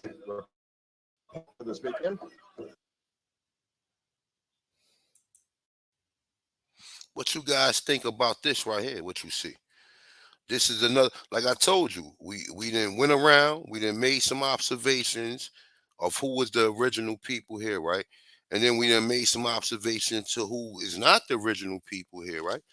Right? So even at that point in time, that whole culture right there, what they showing is the plain Indian culture. That whole culture. So when you see a lot of these Europeans in there doing that shit is a plain culture, because from what I've read about the Natchez, they ain't never dress up in none of that shit that we seen. Nor, like he said, all of that is Southwest. So all of these tribes that you see who have them same regalia on, running around here like Tonto, or the shit that they showed you in movies, right? The shit that they showed you in movies on what Indians look like. They said play his intro back. Play the intro back for what? Certified. What you want to hear? I mean, let me know what the part when he said that.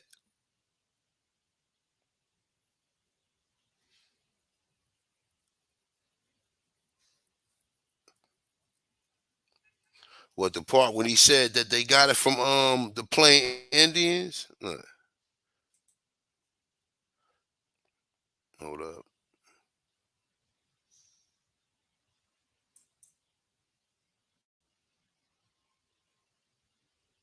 Lived out there for a few years doing my medical training and campfires and that sort of thing, but it developed into a lifelong interest.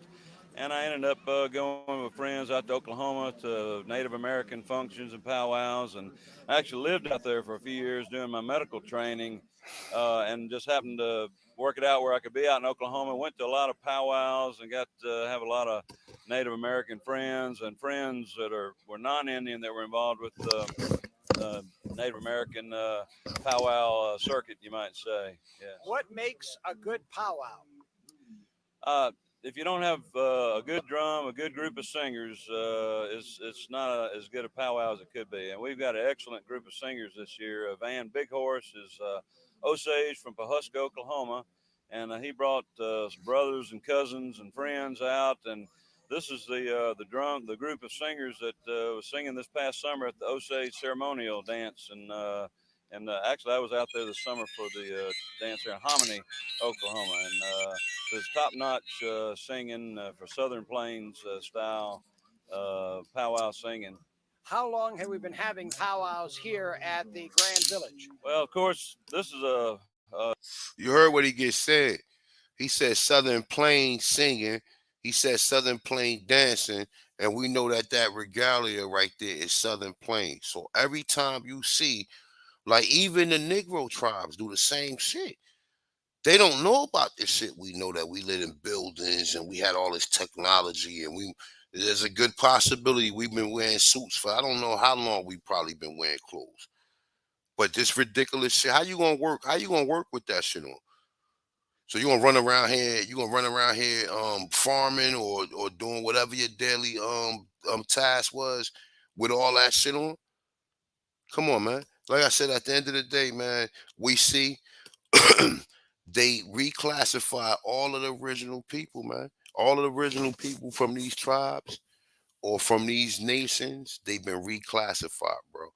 So you looking and like I said, this guy right here, and I know, like I don't like anybody who putting information out here. I don't be trying to shit on, right? But even this guy right here, right? What the fuck is his name? Spirit Wolf. Come on, bro. Like you got to do better than that, bro. Spirit Wolf. Spirit Wolf is a plain Indian name, nigga. Our people ain't running around here. You don't know. If we named ourselves like that, you will see that in your motherfucking genealogy, nigga. Since you done did your genealogy, nigga. Since you done did your genealogy, you'll see names like Spirit Wolf, Walking Fire, Dancing Feather. You will see these names amongst your people in their genealogy. Oh no, they only put their real name in it. Man, get the fuck out of here, bro. We never had no names like that. All of these niggas that's running around here talking about they Native American, this is where they getting that play from. They getting that play from the plain fucking Indians, man. This is exactly where they getting it from. They not getting it from the original people who was here, had technology. We wore clothes. You see niggas back in the 1700s. Even if any picture that you could find of your people always had clothes on. Always had clothes on. They might have had, you might see them sometime with the feather or the feather crown, like we seen the OG chief. But at the end of the day, man, we wore clothes, bro. We ain't running around here like these people. These are not Natchez, bro. You know what I'm saying? These are not Natchez Indians. These are a bunch of pretend. These are the real pretendians. But niggas will believe that these people, Brother Reggie, and a lot of these other clowns, if they was to see this, they will believe that, like, well, then some of them probably would be smart enough to be like, man, that's a white man. And then now you have to start thinking, like, well, wait a minute. We see white people in all these other tribes. We done worked our way all the way from the Connecticut, Massachusetts region. Matter of fact, we done went all the way from the Micmacs, or not the Micmacs, but the Powhatans that went into Nova Scotia, right?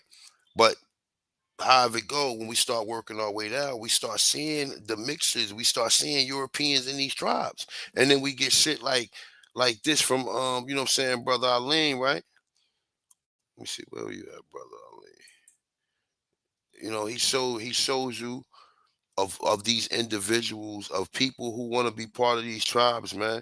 These are your leaders. These are the people you running around here chasing, man. And not all people doing that. Because there's some brothers and sisters who got the real information.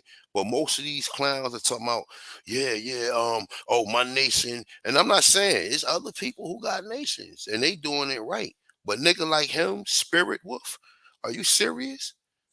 Spirit Wolf. Okay, you fell for the Hollywood Native Americans and shit.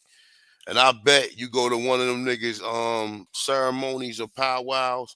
I bet you that they dressed up like these Indians, which my man was just he clearly said that all of this shit is plain Indian shit. The dancing, the singing, and we gotta add the clothes as well. So hold on, let's play a little bit more of that right there.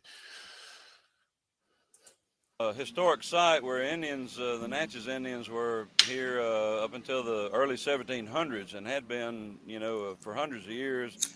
Now, the style of dancing they did, I'm sure, was a little different. What we're doing now is sort of Southern Plain style powwow, but this is our 19th year to have the Natchez powwow.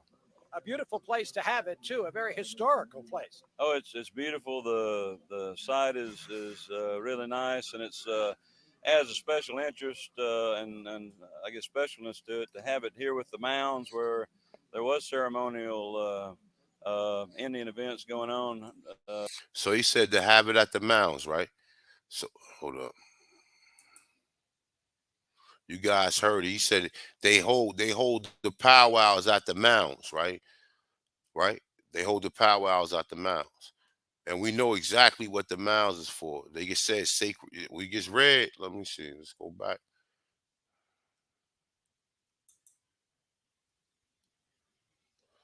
Let me see something real quick.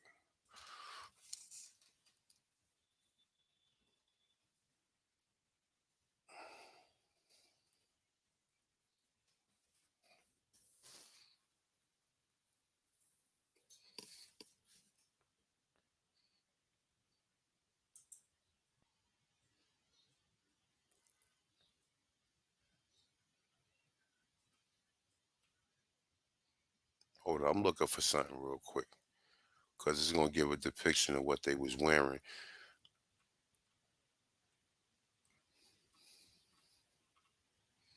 Let's see this one. Nah.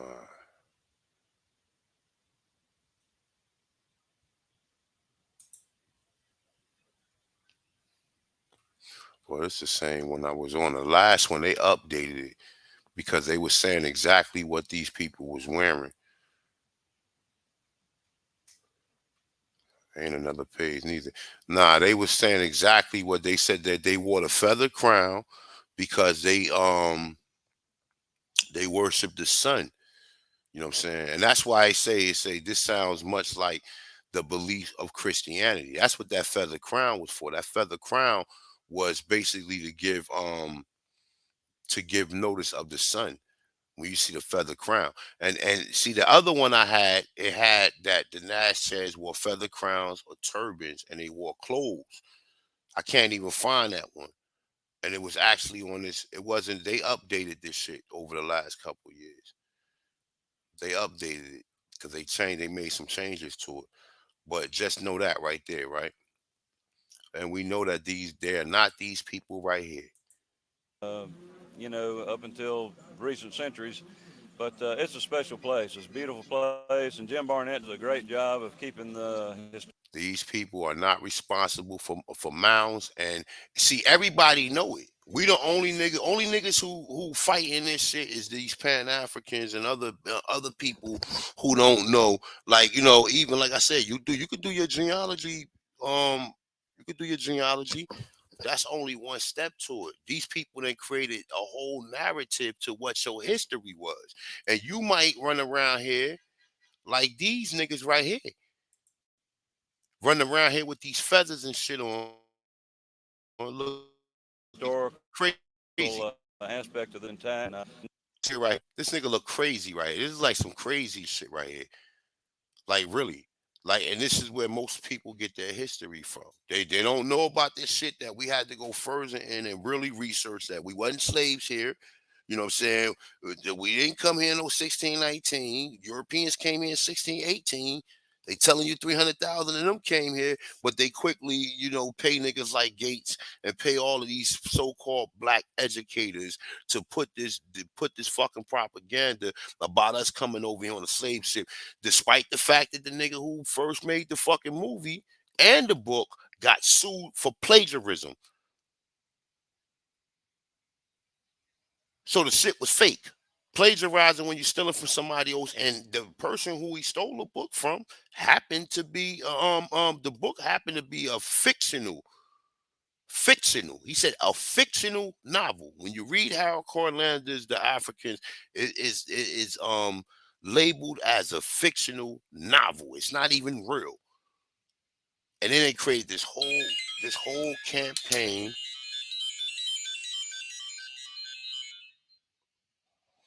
This whole campaign, and they created this whole fucking campaign that people, You know what I'm saying?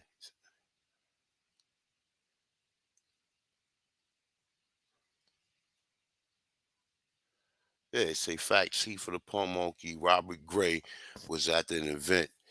It's saying the Museum of Fine Arts and admitted publicly they copied their dance from the Western Plain Indians.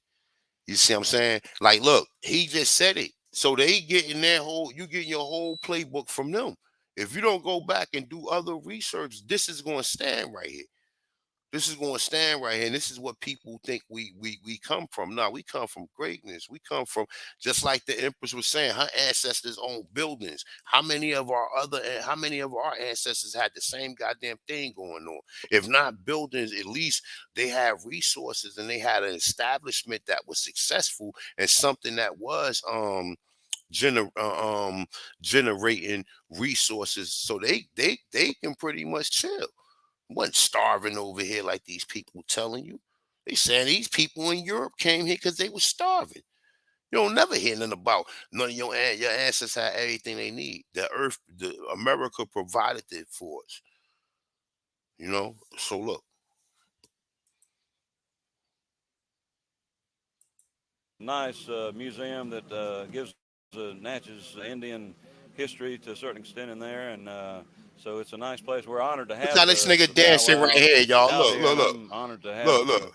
the staff Look how out this here, nigga and I'm dancing, honored y'all. Look, this nigga in the middle officially right to a here. certain Look, extent look, in look, look, there, this and nigga. so it's The a nice fuck is place. We're this honored to right have here? the This powwow how you niggas out be here, at the and I'm powwow. honored to Look, have look at this nigga right here in the middle of the screen. the staff at Grand Look at Village this help nigga. out so much with putting. This nigga then created some shit, right? The side shuffle. You see that shit right there? Nigga created the side shuffle dance. Y'all see that shit, y'all? Damn. The Western Plains. What a interesting piece of content for him to honestly admit that none of this shit that they doing is real. These people ain't even Indians. You don't even see none of the descendants of the Natchez. All these people died off, right? All of them died off, right? But look, check this out. Let's go into something else real quick. Check this out. You're gonna love this.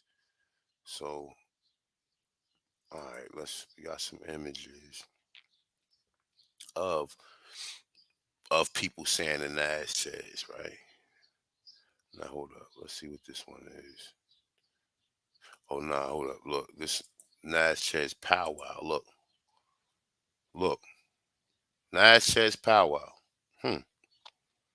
Can anybody tell me who the Native American is? Please, somebody in the chat room, please tell me who the Native American is out of these images right here of this Southern Plain Slavic style of clothing. Can somebody please help me out? Please, somebody in the chat room, help me. I need help. He said, "Don't look like the electric slide to me." Yeah, right. Oh shit, that's the general education system hustle and shit. They got to dance for the general education system, and he was doing it, right? Is any of them people in this picture right here Natchez, my dude? Please help me. Please help me. So what happened to the real Natchez?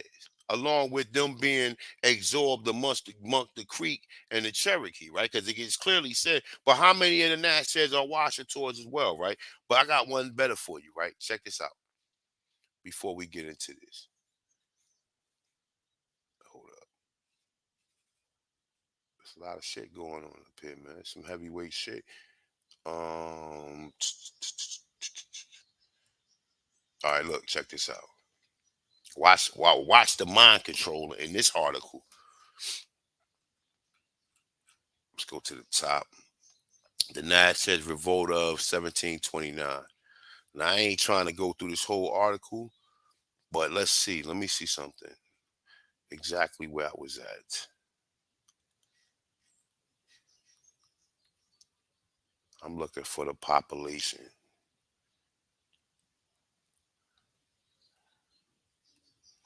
All right, boom.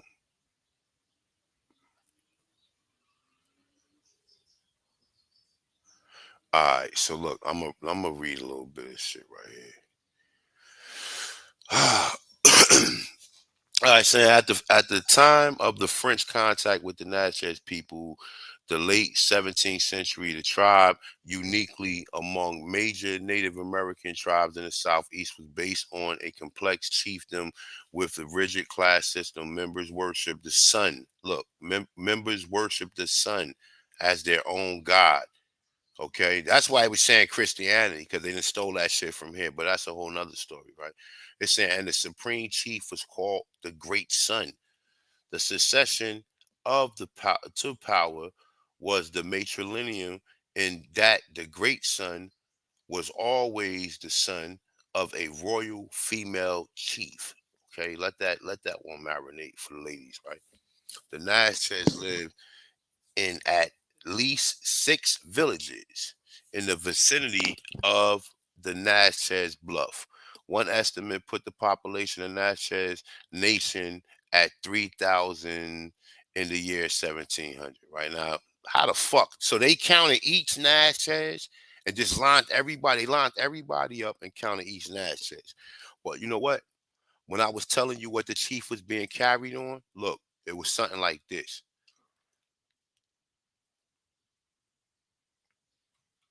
Now look, you know they did the remix single with it a little bit, right? We can't, if we find a real image of this, they're gonna be Negroes. But anywho, this is what the chief was being carried around on, nigga. This don't look like no. You ain't never seen no Native Americans do this shit. Never.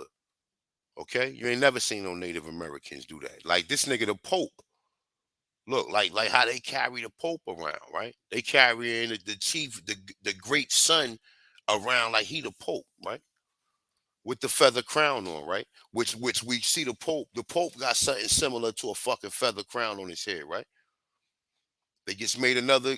They just made another reference to saying that it symbolizes kind of what we think of Christianity, right? Worshiping the sun. No, but the sun is the reason why your ass is alive, bro. You know what I'm saying? The sun is the sun is one of the major reasons why you're alive. Because you cannot live without light. Even with the other 4 elements, all the 4 elements are in sync with one another. So the so-called nitrogen part of it, which is the so-called sun, is a main contributor when it comes to life here on this planet, because it allows the plants to grow, it allows the chlorophyll. Also, what happens if you get vitamin D deficiency, you don't receive much UV 1 through 3, because it's 3 UVA rays, right? So this is the reason why people worship the sun. It wasn't no, oh man, we wasn't doing that. We wasn't doing that. A farmer, you think a farmer be happy to see it rain or see the motherfucking sun come out? You tell me. You tell me. And the hotter it is, right? The hotter it is, hotter the sun is, the more the faster the so-called produce gonna grow. The hotter it is. The hotter it is in the climate and the conditions in which so-called plants need for it to be able to reach full maturity is like, the weather that's in Florida and throughout some of them regions, right? But this is what this brother was running around here with, right? He's running around here on one of these. Okay. And how many other chiefs and tribes was running around on one of these?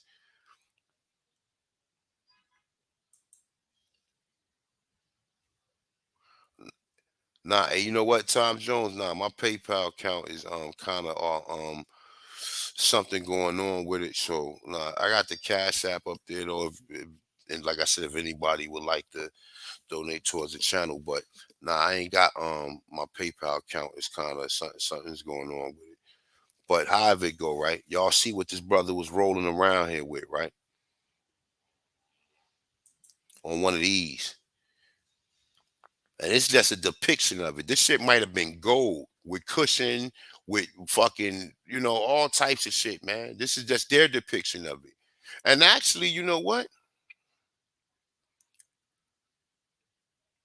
Let me see something.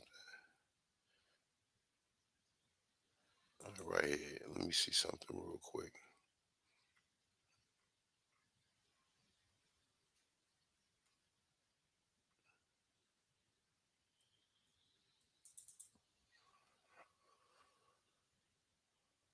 because that actually looks like this a little bit, right? Check this out. I've seen that image before.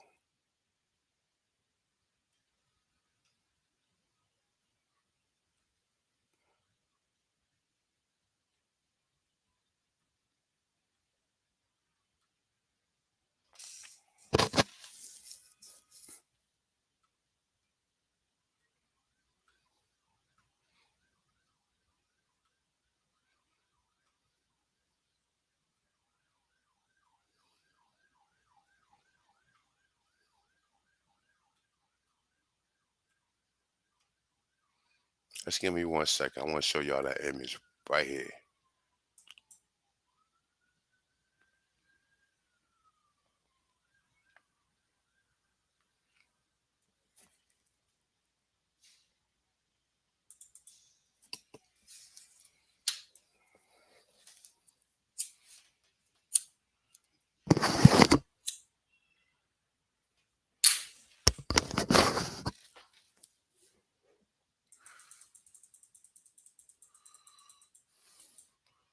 Something similar to it.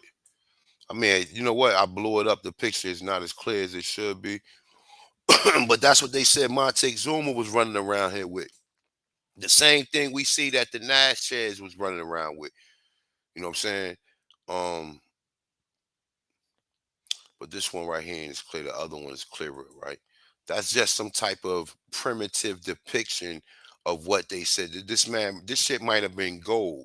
This might have been some straight gold shit where he had a chair like the Pope, the same shit. This is where they got the shit from. Seeing the shit in the Americas. So this is another one for you to add to your repertoire of conversations that we was running. I don't know the name of it. Let me see the name of it. Let me see. Let me see.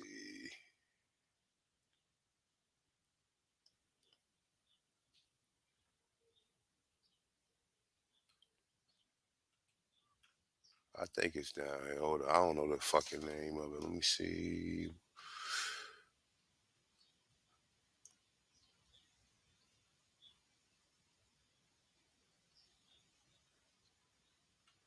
Hold up real quick. Check this out, right? Look. Listen to this, right? All right. So the French maps and narrative description of the Grand Village describes a cluster of 6 mounds on the west side of South Catherine Creek. Okay? A small tributary of the Mississippi.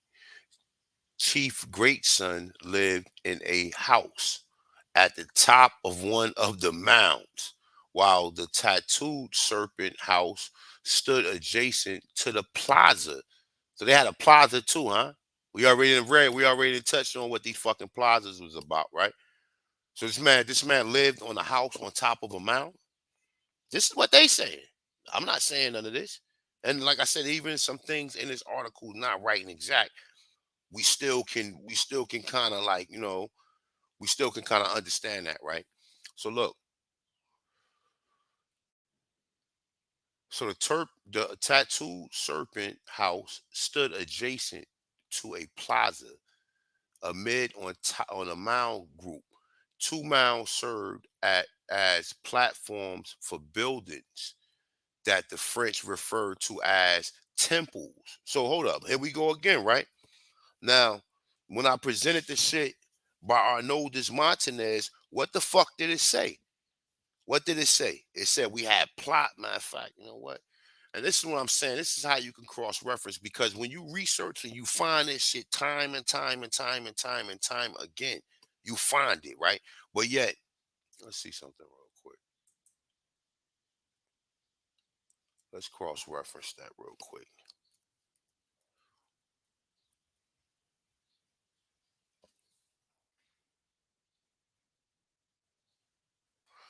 So something that was written by people who wasn't here, but you got accounts from many other people saying that this shit was here. Okay. So this is what the people in the Mississippi region, in Louisiana, this is how people was rolling over there. They wasn't running around here with this Southern Plain Native American shit. And that's what I'm saying. We don't research enough, so we don't know what our ancestors was really doing. So therefore, you lazy, and then you go to the Native Americans, and now you running around here doing these Southern Plain dances and shit, shaking like you gotta go to the fucking bathroom, or you on fire or some shit, right? So interesting foe of mine, right? Said that this research of the Americas was some pseudo shit by somebody who never came here, right? So the new and the unknown world, or description of America and the Southlands, containing the origins of America, the Southlanders, the remarkable voyages, the thithers, quality of shores, islands, cities, fortresses, towns, temples, mountains, um, the works. The same thing that's being said right here, right? Actually, that's another article. The same thing that's being said right here, right? The French maps and narrative descriptions of the Grand Village. The Grand Village. But they calling them villages to keep your attachment to some primitive shit. But these are really fucking cities, right? They only calling them villages to throw you off, right?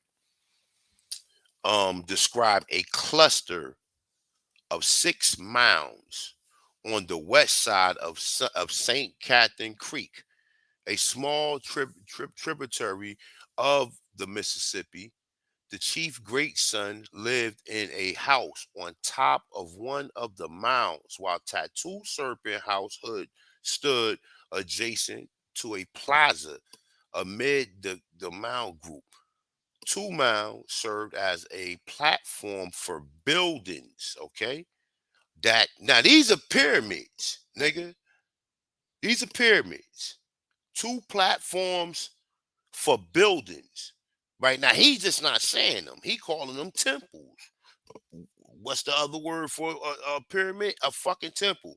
So these just wasn't these these mounds of dirt. There was actually fucking pyramids out there. Let's go back over it. 2 mounds serve as platforms for buildings that the French referred to as temples.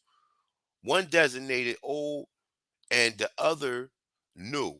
These temples redepositories for the burials of the chief and high-ranking tribal officials. And this is the reason why they be excavating some of these mounds, because they know what's in them. The burials of chiefs and high-ranking tribal officials.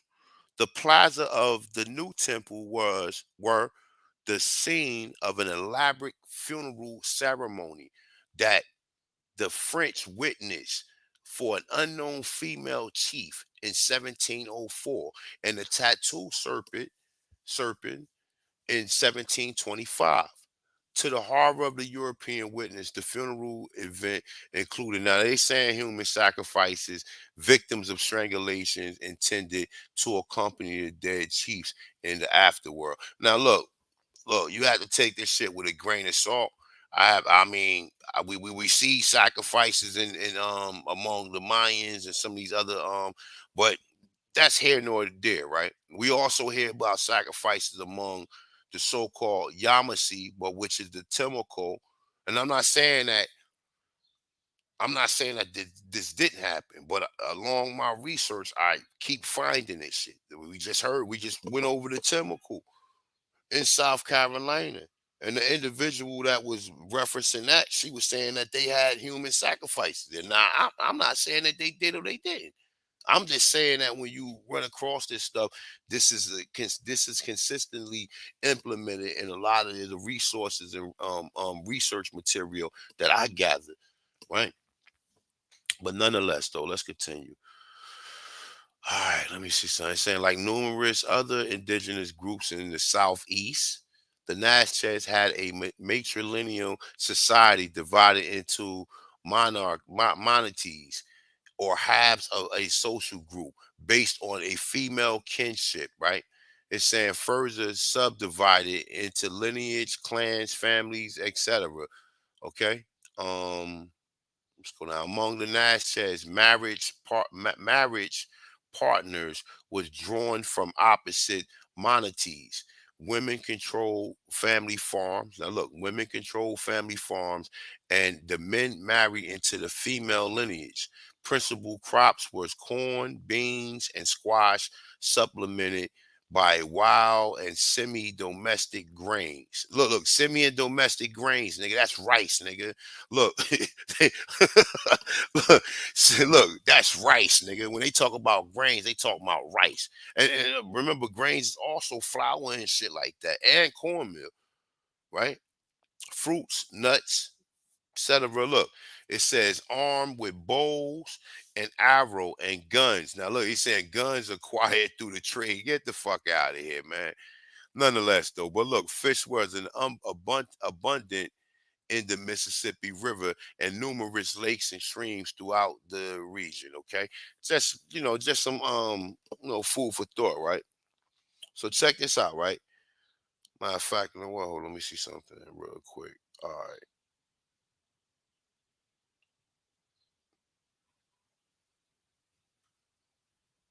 All right, boom. You know what? Boom. I need to go over this one because this is pretty much that's what I was looking for. Check this out. Hold on, I'm looking to see. All right, now we don't need to hear that. All right, so it said after 1700s, the French Canadian. Look. Check this out. They've been saying that the French are the Acadians, but check they telling you, they giving you some truth in this article right here, right? Because this is consistent. Look, that ain't the only one I got up. I got another one right here dealing with the Natchez. Another right here. Another one right here. Then I got another book right here dealing with the Natchez. So these are just resources that you can cross reference, right? Check this out, right? So it's saying after 1700s, the French, Canadian voyagers, fair trappers, and missionaries made frequent stops at the Natchez River landing near present day Natchez, Mississippi, right? So it's saying Jean, France, whatever, man. All the motherfuckers got the same goddamn name. Jean Francois, some shit like that. And shout out to my man. His name Jean Francois too, right? But all of these people got these same names, right? It's saying D Saint, right? D Saint, right? Now, even I think when you read in French, you read from right to left, right? You read, I think French, you also read from right to left. So D Saint, I know Saint of D means of, because like even when you putting together culinary menus, you'll use like something like escargot of let's say whatever, I forgot, I haven't done it in a minute, but escargot is snails of whatever, like it have another dish making it part of it, right? But when you see D means of, right? So it say whatever it's saying, live with the Natchez from the 1700s to 1706. In 1713 the Natchez permitted the establishment of the French trading post in the area. 2 years later, the French established the Natchez colony, a French settlement in the midst of Natchez land with constructions of Fort Royal. Don't believe that. We already had forts here. We was already building forts here. So like I said, some things in this article you can work with, some things you can't. But check this out, right? It's saying the continued presence of the French soldiers and the influx of settlers, encouraged by John Law Company of the West, led an inevitable disputes with the Natchez. The colonists first. Now look, here we go. Look, check this out. The colony first enslaved African labor arrived in 1720. Now check this out. Now look, understand what's going on here, right? With the disappearance of the Natchez, as we're going to see in the next paragraph, right? We're going to see that they disappeared, and they keep putting all this emphasis on so-called Africans coming here, right? An alliance with the British led to a series of conflicts with the French. that finally exploded in 1729, the Natchez Revolt. The war ultimately led the Natchez to abandon their homeland. Now look, the Natchez to abandon their homeland, right? Some Natchez fled to a site near present-day Sicily Island in Cartagena parish. The French captured part of this group and sold them into slavery in the French Caribbean colony of Santo Domingo. The remaining Natchez migrated to the east to seek safety with pro-British tribes, first the Chickasaw, later the Creek and the Cherokee. Now, ponder on that. Because remember, the Cherokee, they claim they had the largest territories, but ponder on that, right?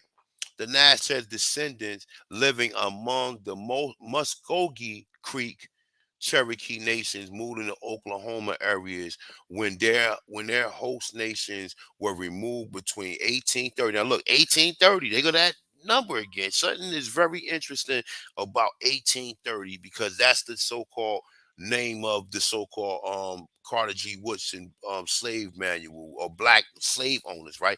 But check it out. Between 1830 and 1850, some Natchez descendants remained in scattered settlements in the southeast. Now look, some Natchez remained in scattered settlements. What do you think that means? Scattered. So scattered settlements in the northeast. Think about that. So these people set themselves up to be reclassified, right? But check this out. While a small group enslaved by the French in Santo Domingo may have descendants in present-day Haiti. So, I mean, like you go figure. You go figure, right? Now look, these are I'm gonna run through this real quick and I'm gonna show something and I'm out of here. Right, look. Or matter of fact, look, we can kind of reference that right here with this, right? I got something else we can reference, right? So look, Natchez descendants living amongst the Muskogee Creek and the Cherokee nations moved to Oklahoma area when their host nations were removed between 1830 and 1850. Some Natchez descendants remained in scattered settlements. Now look, scattered settlements, right? In the southeast, right? Scattered settlements, right? Now listen to this, right? Scattered settlements, right? Check this out. Now look, this is what these clowns try to say is some pseudo information, right? But this is some real shit, right? In fact, this is according to them. They put this together. They wasn't doing no census of our people in the 1860s. So it's a lot of shit that's being played. They wasn't censoring our people because our people wasn't under their mind. We was free amongst our own self, and just like it said with the Natchez, we had chiefdom. All of that shit went all the way up until 1965. That same culture of us doing that, niggas probably wasn't being carried around like they showed the great son, you know what I'm saying, or Montezuma, but niggas have vehicles now, or whatever method they used to show that these people was of a higher class of people, right? Of a higher class of people, right? So look, just some familiar shit when you read, right? Schedule number 1, free inhabitants, right? Just know that they free inhabitants, right? So we go down to Indians, right? Go down to Indians. So once again, Indians not taxed are not to be counted, enumerated. Synonym for enumerated is to be counted, right? The families of Indians who have renounced. Look, listen to this part.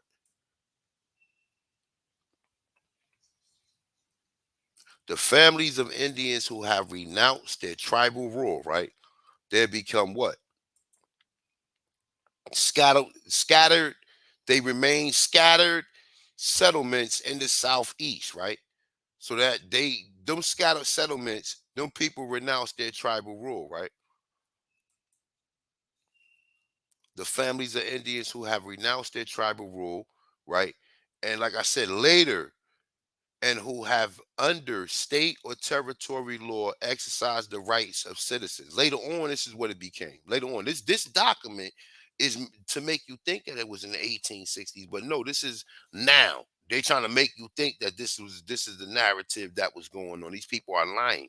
They're lying. They're lying. It's too many free people. It's too many black slave owners. It's too much other shit that we can disagree with and we can come to a consensus. But just understand what it says in this so-called passage, because this right here, even if it wasn't wrote in 1860, it could be for 1960 as well. This language is still for 1960 because this is the reason why a lot of us are what? We're not just, look, the families of Indians who have renounced their tribal rule. What? We renounced our tribal rule, right? And we also are scattered in settlements in the Southeast. Do anybody understand that? Let me see. Let me look in the chat room real quick. Do anybody understand what I'm saying? Or maybe I just maybe I'm crazy. I don't know. Talking to y'all in the chat room.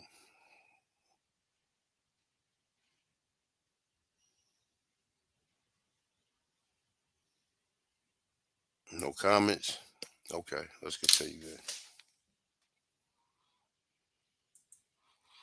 The families of Indians who have renounced their tribal rule and who are under state or territory laws exercise the rights of citizens are to be what?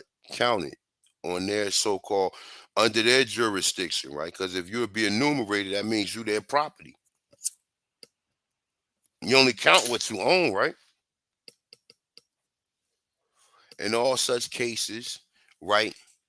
IND, right? Now, some people is slow, so they don't understand what's being done here. It went from IND opposite their name in column 6 under the heading colored, right? So they did this to the Natchez as well, right?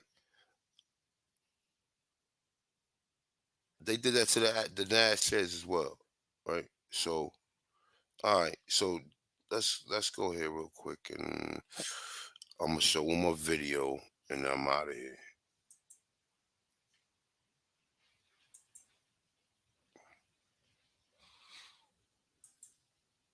Now this is something I got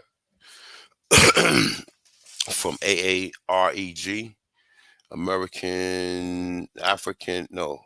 African American Registry, right? This according to them, right? But understand, check this out.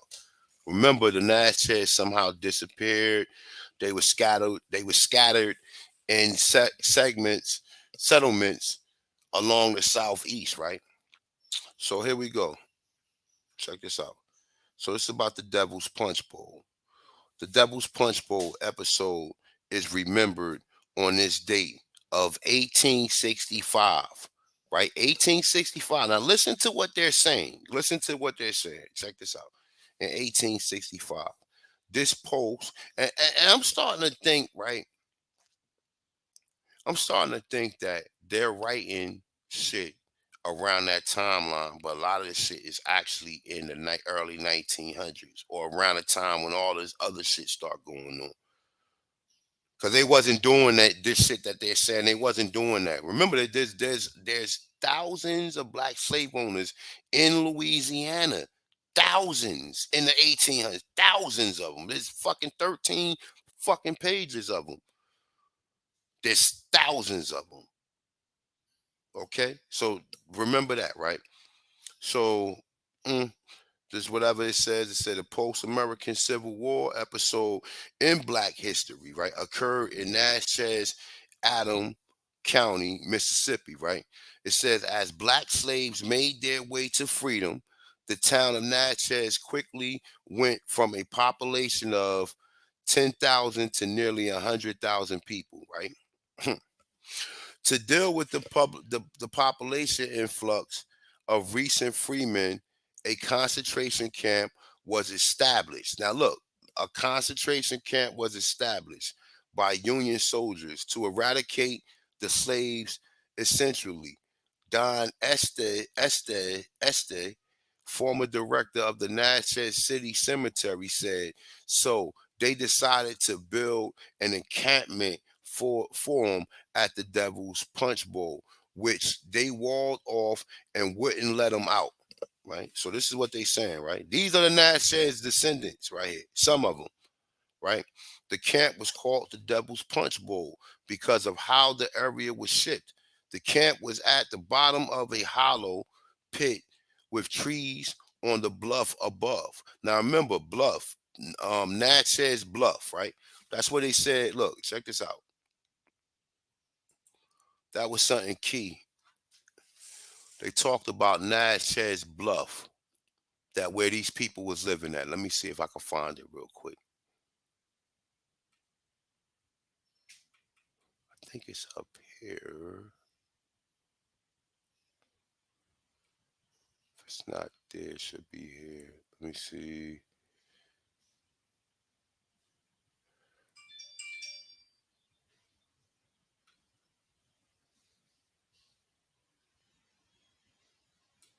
I can't find it, y'all. But y'all heard me say Natchez Bluff earlier. That's a area in that so-called region, what they call Natchez, right?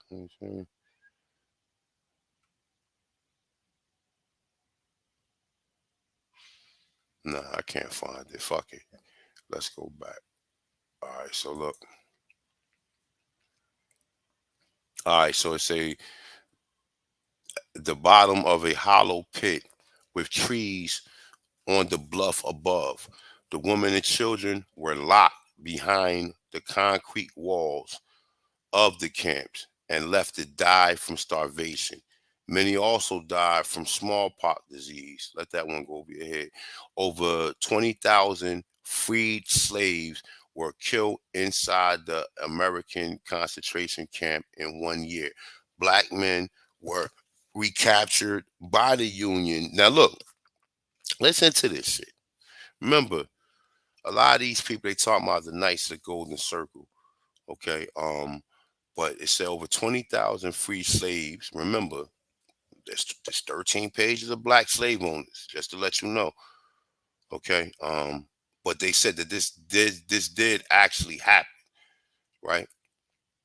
Because I believe that this is actually the location where they said peaches grew out the ground. Like peach trees just grew up out of nowhere, right? So look.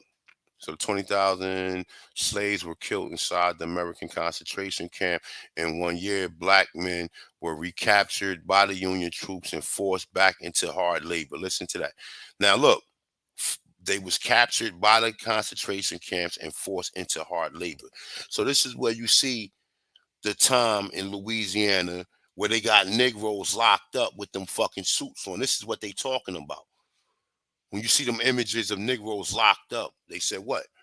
They said black men was recaptured by the Union troops and forced back into hard labor. So this is during that time when you start seeing these Negroes pop up with these black and white fucking suits on, with them being chained, the ball and chain, and all of that type of shit. This is what was going on, right? So researcher Paula Westbrook added, the Union Army did not allow them to move their bodies from the camp. They just gave them shovels and said, bury them where they dropped.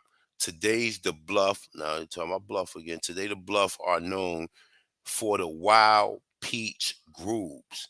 But the locals will not eat any of the fruit because some are aware of what has fertilized the trees. All right.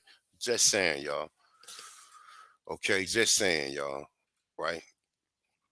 Because just once again, the people mysteriously disappeared, and some Natchez descendants remain in scattered settlements in the southeast, right? All right. So let me see something real quick before I get out of here.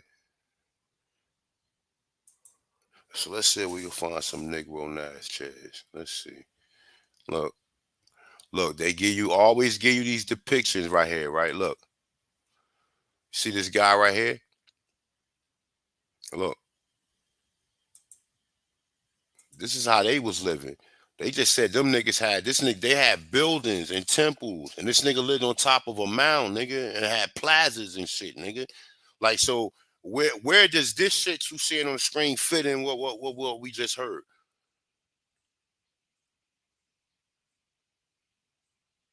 It doesn't fit. It doesn't even make no fucking sense, right? So we know it wasn't them people.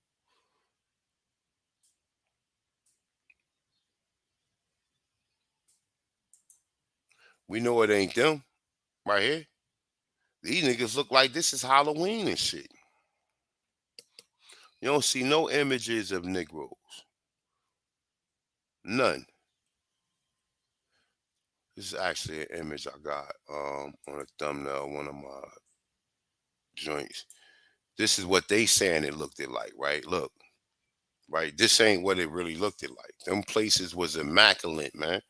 Them places had like they was really built with like, you know what I'm saying, with style and and they was skillfully built. They wasn't just some makeshift shit. You know what I'm saying? But we obviously don't see no images. Let me see something. All right, so we got a Natchez right here. Let's see what this is about.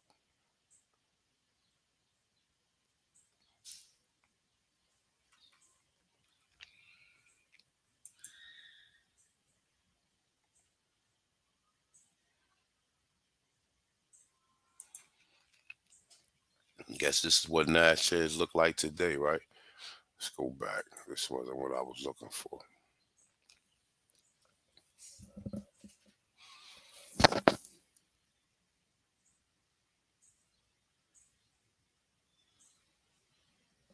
All right, so we don't see no image of that nowhere.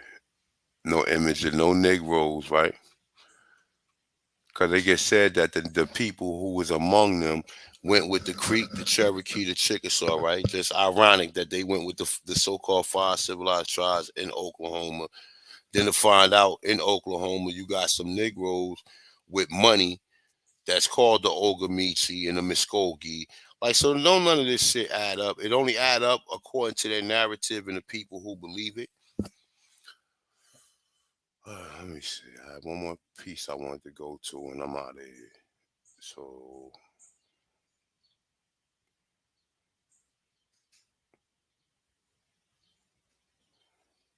all right. So just remember this right here, y'all.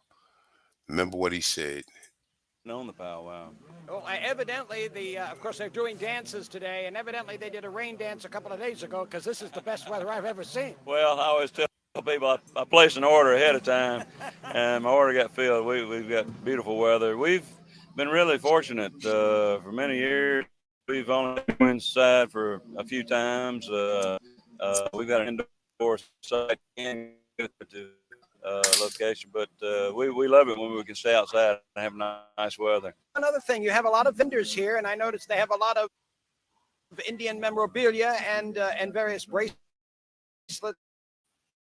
and so forth.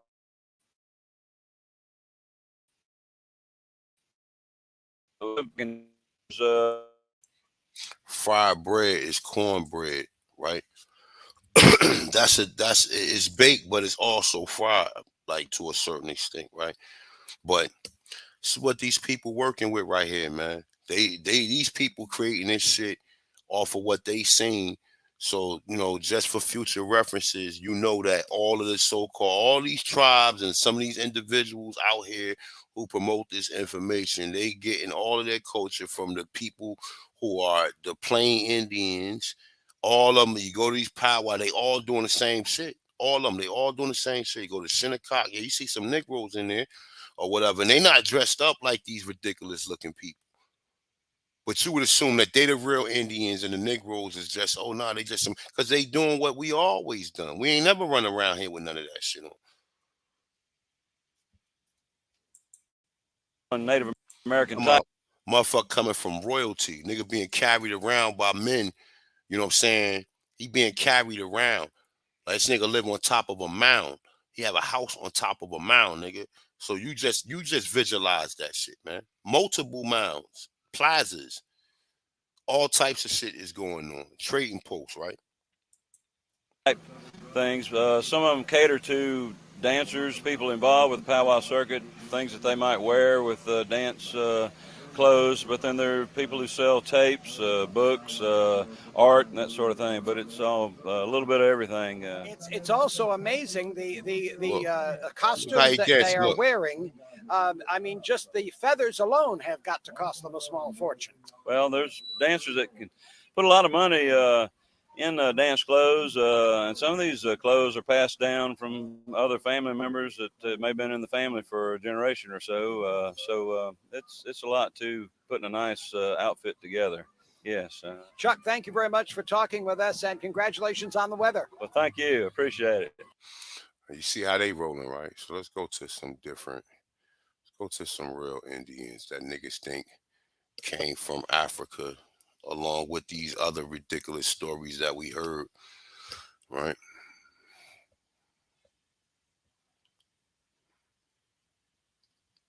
In that same region, by the way, still in New Mississippi, Louisiana region, right? My brother, you know. Come here right quick. You've been a spy boy, right, for us, right? But I think you're gonna be the wild man, right? So I'm about to give you a title where you be closer to the chief, and you can cut up all you want. So I think you're gonna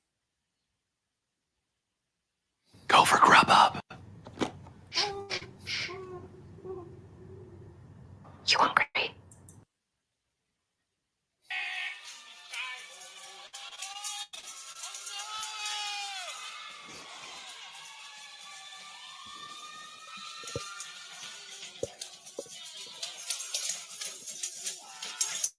Hey, look, it's kind of low. That's just the way I recorded it. It's kind of low, but I'm gonna mute my mic and play it, okay?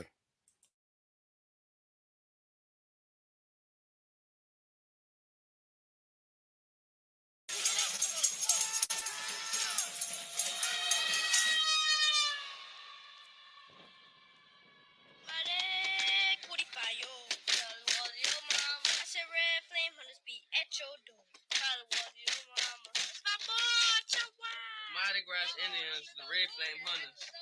We are all children's tribe. And being a big chief takes a lot of time and dedication. Because after I get finished with my suit, gotta help my tribe with their suits. They're finishing up all of the suits that we've prepared for 10 months now. And the moms are doing all of the intricate work that their kids need. And Mardi Gras Day, we're going to get out here with our tribe, the Red Flame Hunters, and we're going to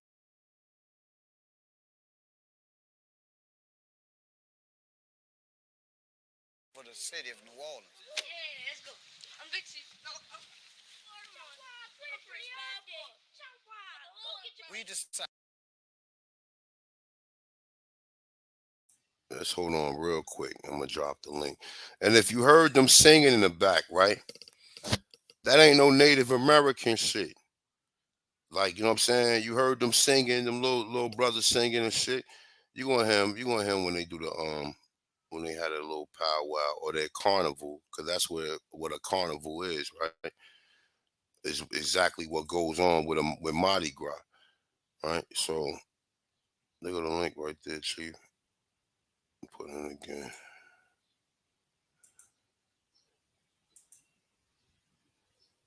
All right, so I'm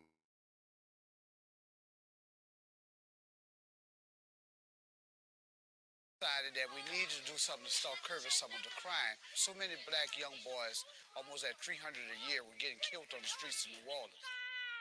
I said, let's try the Mardi Gras Indian thing. Let's see how that works with our children. We wanted to be able to catch these kids early when they start falling off. Instead of waiting till the last minute, you turn the kids into, that's my brother. He's my brother, you know. Mari, come here right quick. You've been a spy boy, right, for us? Hey, if you look at the way the little brother's dancing, right? He up rocking for people who know break dancing, right? Look at where he dancing. Look. That's break dancing. Look, that's up rocking. Look, You've been a look spy at with me, little right, brother, boss? the other one that pops up. The wild man. So I'll give you a title where you be closer to the chief, and you can cut up all you want. So I think you're gonna earn the horns this year, and you're gonna become the new wild man. Look, Amari's a blessing kind of kid to help your program. He brings his mind. Every time he put that suit on, he brings it. So I told Amari, I'm gonna allow you to become that wild man you want to be. oh no, Man, that's right you've here. been a My spy bad, boy, y'all. right, for us, right? My brother. He's off. Instead of waiting till the last minute, you turn your kids into Look, that's my brother. look. He up rocking. Look. He up rocking. Little man up rocking. Okay, now this is, remember, breakdancing was supposed to be started in New York, and this is in Louisiana. He up, that's up rocking. That's breakdancing. Did anybody catch that? Nah, not pop locking. Pop locking is when you doing all that shaking. Up rocking, not pop locking. Up rocking is before you break down, before you do a head spin or like a back spin. You up rock first, and then you work your way in position to do the dance. Let me see something real quick. Look.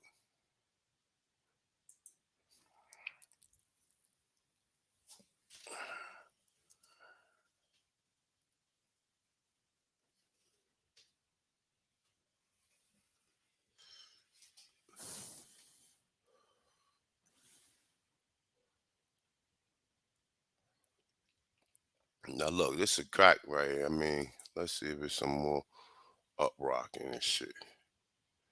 Some real break dances. Look, yeah, as you can see, ain't none of these Negroes though, right? Let's see.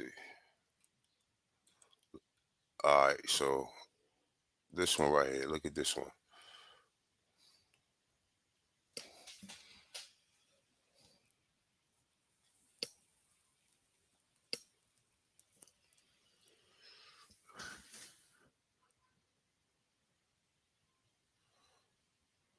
All right, come on, video. Shit.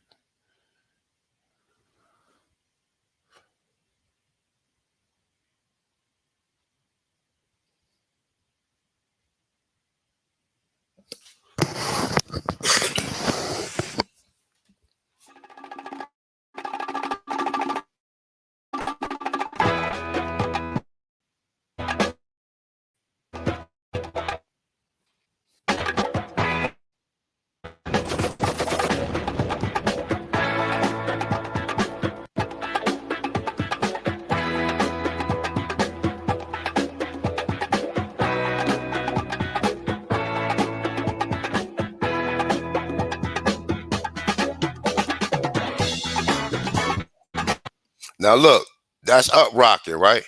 So look, if you see little brother in the back, look, he doing the same shit. Look. Load up. He ain't, look, he up rocking. That's up rocking. Wait till the last minute. Look. You turn your kids into that's my brother.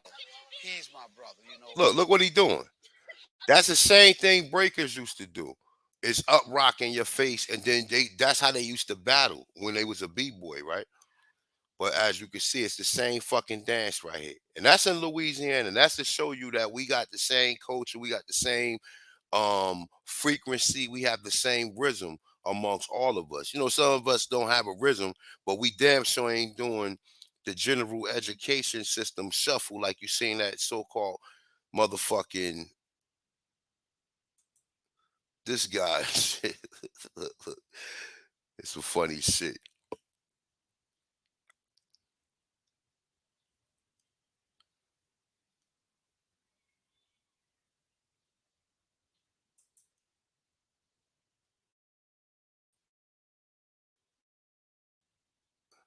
Fun I took out when electric slide come on and shit, nigga be dancing like this dude.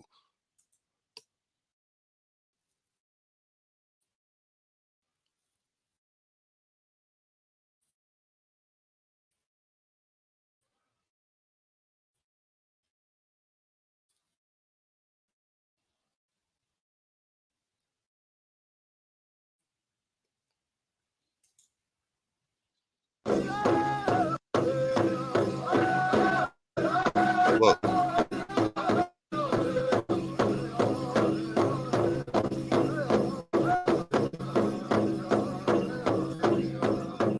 Y'all see that shit right there. And you also see this shit right here. The Brooklyn Uprock. King Uprock. That's his name.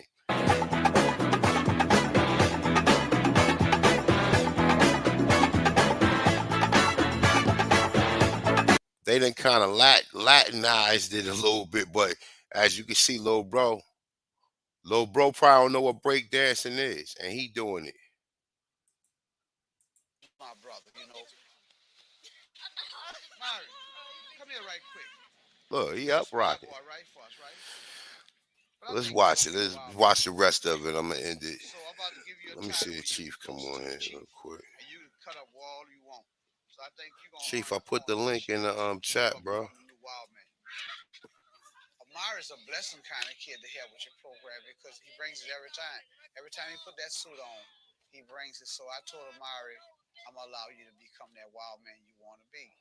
And man, Amari, when you broke out running, that's what this program do. We hoping that be memories they'll have for all of their life.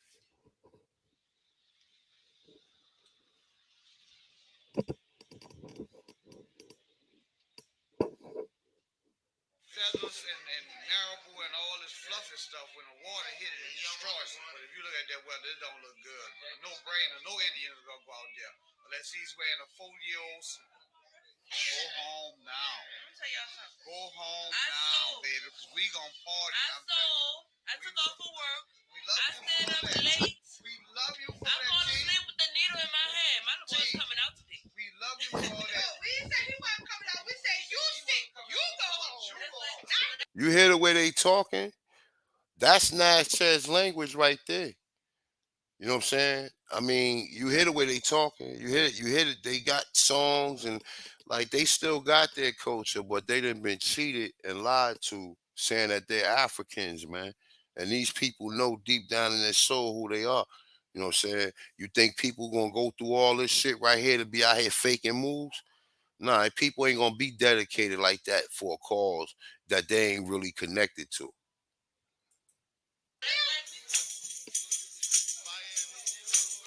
And they got, what the fuck is them things called right there? God damn, I forgot what these shits is called right here. A tambourine, right? A tambourine. That's a tambourine, right? They just naturally got tambourines too, right?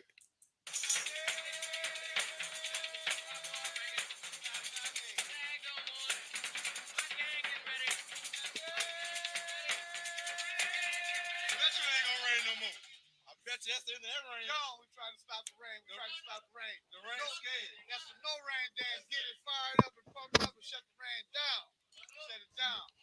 Mardi Gras New Orleans. You know I've got to do this. Mardi Gras. Let's do this. You see a white lady gets walked up in the house. Are you looking to change your mood? Well, these are full spectrum infused gummies from Hello Mood. I've been trying mood products now, and all The kids both were excited, and I had to just quieten the boys down because all that adrenaline was flowing out of them right in the room, and we hadn't even made it out the door yet, so I didn't want them to wear themselves out before they got out. It's not too tight, right? We had a great spirit in the room. You know, I always think like the Native American Indian thing, and like my folks from Africa think all the time. I allow the spiritual part of what we do to take over. I do acknowledge that, although it's taking a little time, you guys are being very patient, so thank you guys.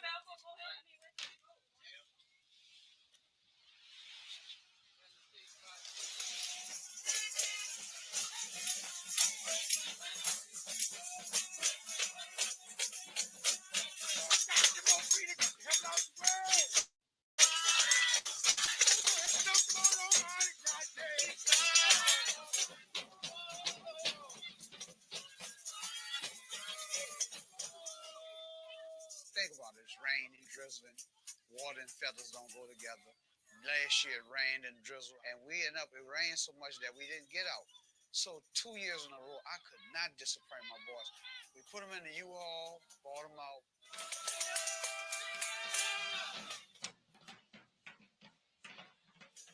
when they got out the U-Haul, the excitement level when they first got in was good, but when they got out, they were ready to play Indian. I was like, wow, these dudes ready. They think they playing Indian. He just said some other shit alluded that he came from Africa, right? But they think they playing Indian. You understand? Now remember, these people right here think they really Indians, right? Look, these niggas look at this shit. And remember, it's a difference from their regalia and the other regalia that you see the Mardi Gras Indians wearing. The Mardi Gras Indian, that culture is what we consider to be Mesoamerican culture, but that shows you that culture was connected and all the way up into Texas area and throughout Florida. You know what I'm saying? But we know these aren't real Indians. So it's like they picked this culture up from people who knew that they was Aborigines. That's the reason why the culture exists. I ain't really got time to really go in on the history. I could start it off the next time I do part 4. But just know that. Hold up. Let me see something real quick.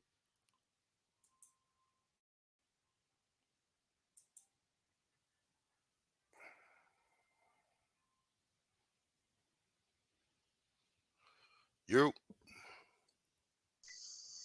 Arnold. You. Peace to God, man.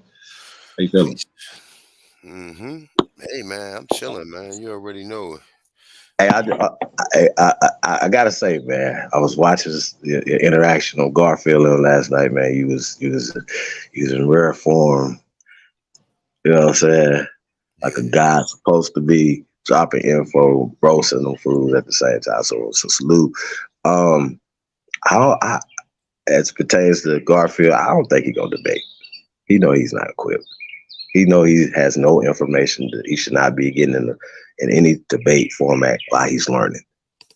Like, you know what I'm saying? So we was breaking it down last night. It's not even fair to be having these conversations with niggas that's just Googling stuff that you're literally that's the first time they ever heard before. And they know it's a lot more than just Googling stuff, bro. So, and not even understanding, just going to the first line and say, right here, he said you see where 60,000 he pulled pyramids. LiDAR. You see, and that's your source, the LiDAR joint. You the one put me on that. When we was talking about pyramids and shit, you put me on that shit back in like 2017. Like, look, you see, I said pyramids, right? But I met structures as well. I probably just, but how it go for shit. What he Right, read? I'm just saying though. Yeah, he misquote the 3,000, the 310, the 3,000, and you laughed over that. You funny because he just did literally misspoke, and you know that she wasn't trying to say it was 60,000 pyramids. However, you asked him to tell you how many pyramids was it. What was that? Truth. Shout out to Truth. Truth went into. Like, bro, there's no comparisons.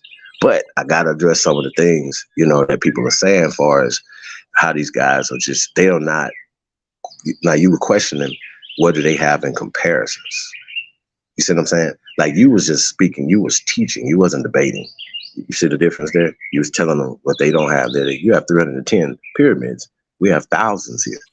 And then we're not even talking about the excavated pyramids or the tore down pyramids. They're called them mounds now. See what I'm saying? Then they try to go to definitions of what a pyramid. We have the pyramid of the sun, pyramid of the moon, Cahokia, and things and the remnants of pyramids, structures that they tore down in Ohio, Michigan, Illinois, Wisconsin. Hey, Chief, look, tens of thousands, brother. Tens of thousands. Look, listen to Yeah. this. So look, this some random shit I found. Boom, I got other shit. I could go into the other thing on the mind. Next time I'm gonna go a little bit more in on the Natchez. I'm gonna go a little further, but from them, of course, right? Mhm. They said that the French Canadians, right? Which we know that France started in Acadia, which is Canada, right? When they were saying that these people was in France, they was in Canada the whole fucking time, or what we call Canada, North America, right? So it says French maps and narratives descriptions of the Grand Village. Now we know it wasn't a village, because the other conversations that people be having don't call it village. They call these towns, nigga. and fucking like, you know what I'm saying, plazas. But nonetheless though, right? It's saying describe a cluster of 6 mounds on the west side of South Catherine Creek. Have you ever been in that area right there? In You said, Mississippi. where's this at? It's in Mississippi. What part? Well, the street is, I guess, South Catherine Creek, or that's the area. Like what part of Mississippi is that on now, right now though? I mean, yeah, You don't you know. got me. Okay. Well, we have to look it up. Yeah. Yeah. But it said, look, the chief great son, right? You might find this to be some interest, right? The chief great son lived in a house atop of one of the mounds, while the tattooed serpent house stood adjacent to a plaza. It's saying amid the mound group, right? However it go, boom, right? So it's talk about these people got plazas, and also, like I showed earlier, right? See, they don't show you. They saying that these people, now this is a drawing. This ain't hardly gonna give you the image of what they really have, brother. You know what I'm saying? Like I said, this shit could have been all gold, my dude, with studded with diamonds and shit like that. You know what I'm saying? Whatever these people had, it wasn't like this. This is just their primitive. But also, I want to say also, bro, that our culture is that the person that's in that seat right there being carried around would be depicted as him carrying the culture and carrying the people. This is a European depiction. Well, no. Hold up. The picture itself is a European depiction, but that's what I'm talking about. The actual reenactment of it is just like I said. They re-engineered what the actual depiction really depicted. You know what I'm saying? They changed. But this ain't even our culture right here. Like far as how we, from my research, from Aborigine culture. What you saying? This you arguing that this shit is pseudo right here? I mean, we already know where it came from. A European mindset. No. I understand that, but understand this. Maybe Europe got it from us. I understand that concept as well. I absolutely do.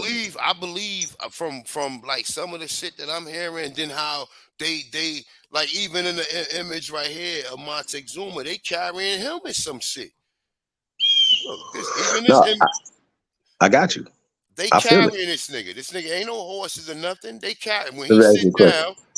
Huh? Would you want some people carry you around? Hey, my dude, listen, bro. That's the look. You pay the look. You what they say? You pay the cost to be the boss. You be walking on the back, Xerxes.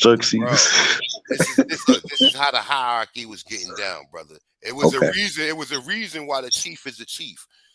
It's the reason why he's the chief.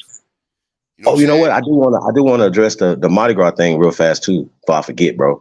The depictions of the murals on the wall and not only in the temples and like the actual depictions of the people or the Mardi Gras Indian style headgear and regalia and things for the ceremonies and stuff like that, right?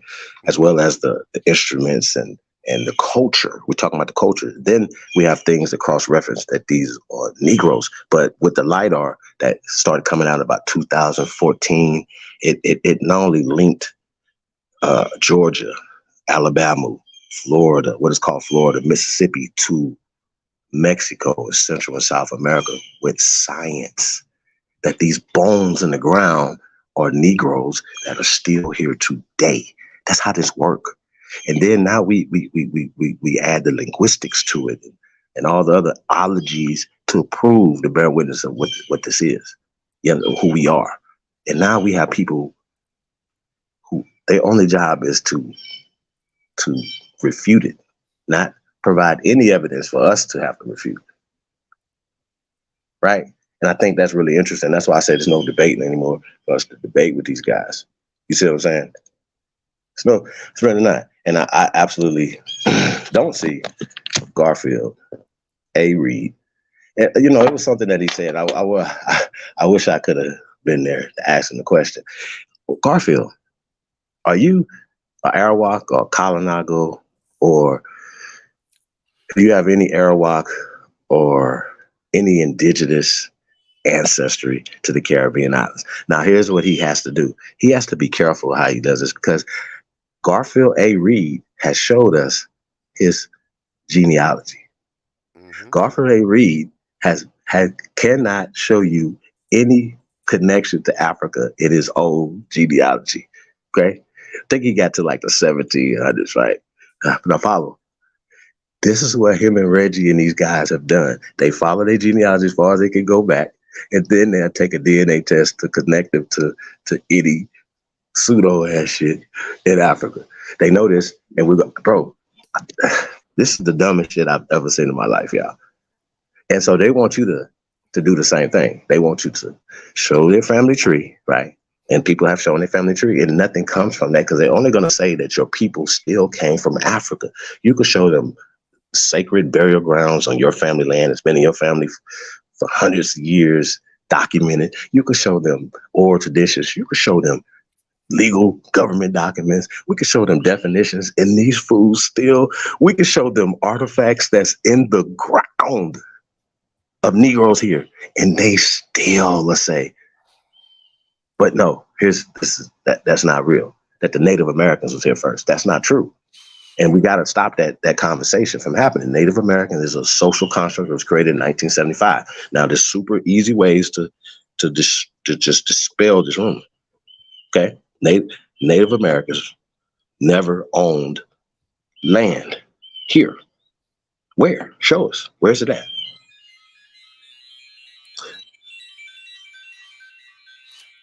Okay, it's not their culture. Look, but Chief, listen. Stop it. The thing is with them is like they don't understand that it was already black people here already. That's the main thing. That's the main thing that people have to understand. It was already Negroes in the South, according to. Hold on, but they only think the Negroes was in the South, nowhere other place, brother. Well, what you mean? They don't believe he was in Canada. No. But remember, they telling you that most of this activity with the slavery shit is going on in the South. It's starting off from where? It's starting off from like the Southeast and it's working its way all the way through the South. Now they saying Florida for some reason never had slavery, right? They saying Florida didn't have slavery, so they were saying if you can escape to Florida, then you were safe. And that's the story that they trying to tell you with the Yamasee or whatever. But they saying that the Yamasee was here before Columbus and they Negroes. That's evidence right there. I don't give a fuck.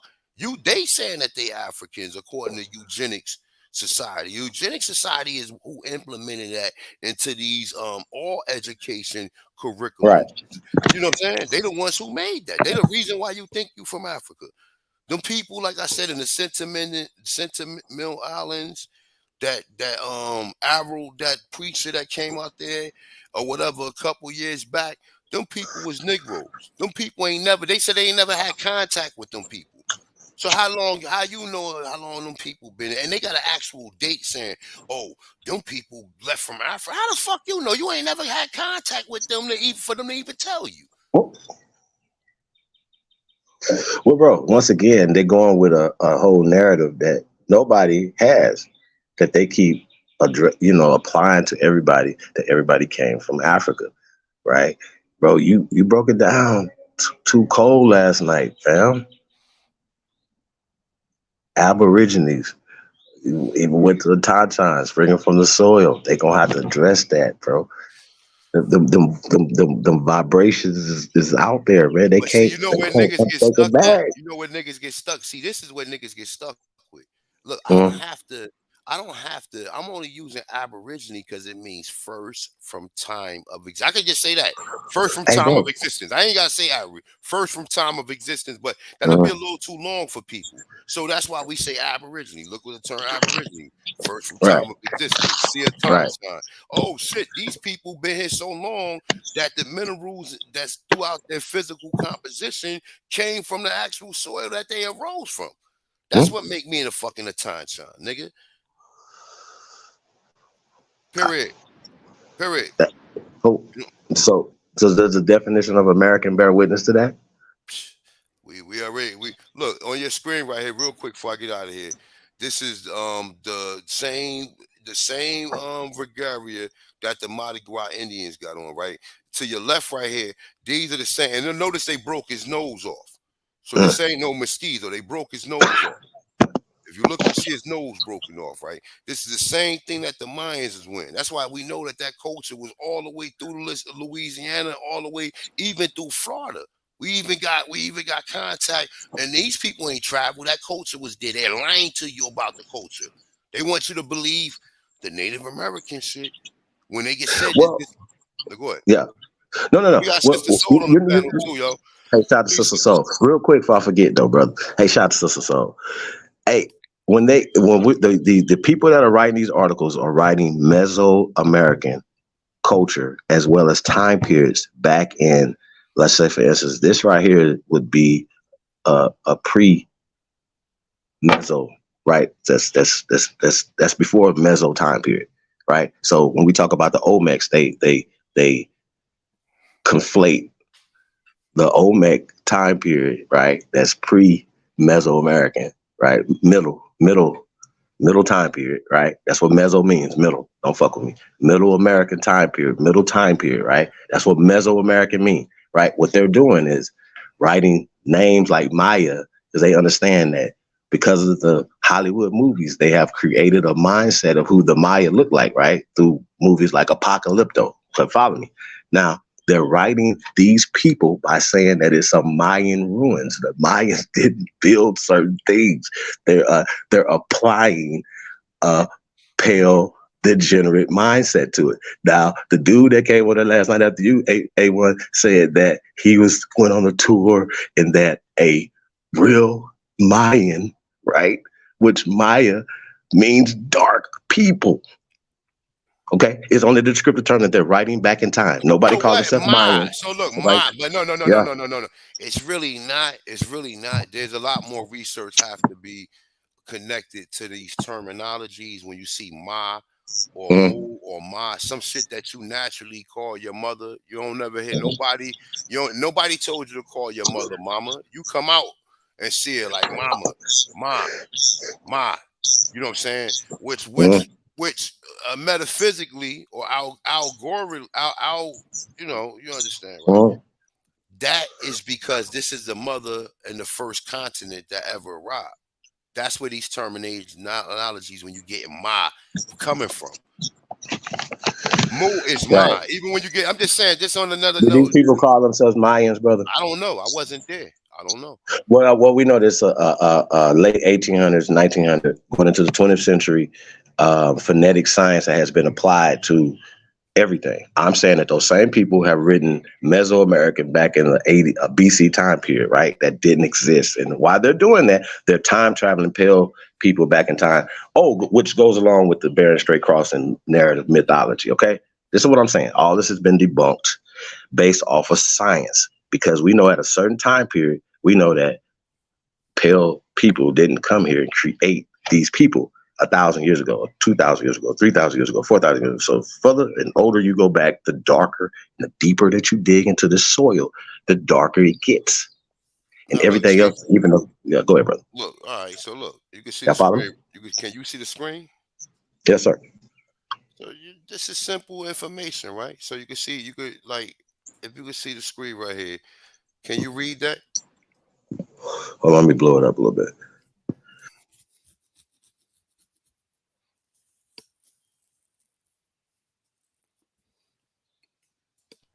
Yep.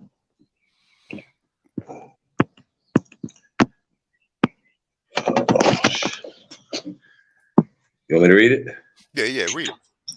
The complexion of the Americans is of a reddish brown, nearly resembling the color of copper. The hair of their heads is always black, long, and coarse. Now look. Where does this come from? Oh, this is from the 13th century. We talking about the Mongol invasion, right? We talking about the Mongol, and this is and the remnants of that is when we get the Mendoza Codex, right? When we capture these people tried and they fell and got captured, and they was free. They was free like around a little after the Civil War. This is the reason why you see the mestizo having more power than the so-called original Moros or aboriginals of Mexico. You understand what I'm saying? But nonetheless, though, we find that consistent with what? This right here, right? This is relevant to this, right? Looks like the copper color races to me.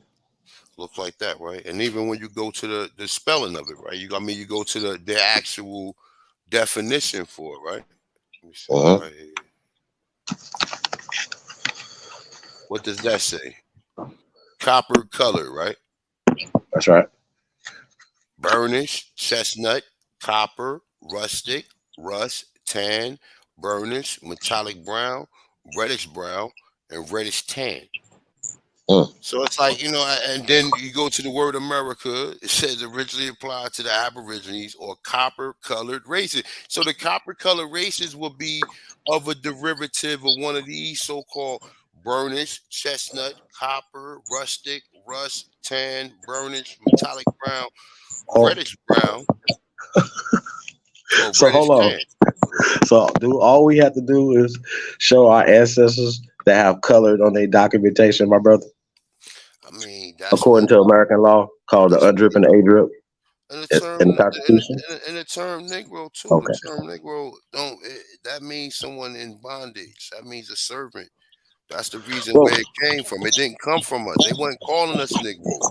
Like even the so-called the freemen now, they calling them freemen Negroes, right? They ain't never had no name for these people. They trying to make an explanation to why these people are free, but it's too late. We already see all these black slave owners, and then we see Anthony Johnson owning white slaves. Come on, man, you get like they ain't never make no law for outlawing white slavery, bro. That's what they just went back in history and tried to correct, so you wouldn't catch on to what was going on. So, I mean, going back to the UNDRIP, which is the United Nations Declaration of Rights of Indigenous People, right? As well as the American Declaration of Rights of Indigenous Peoples. It's called the ADRIP, right?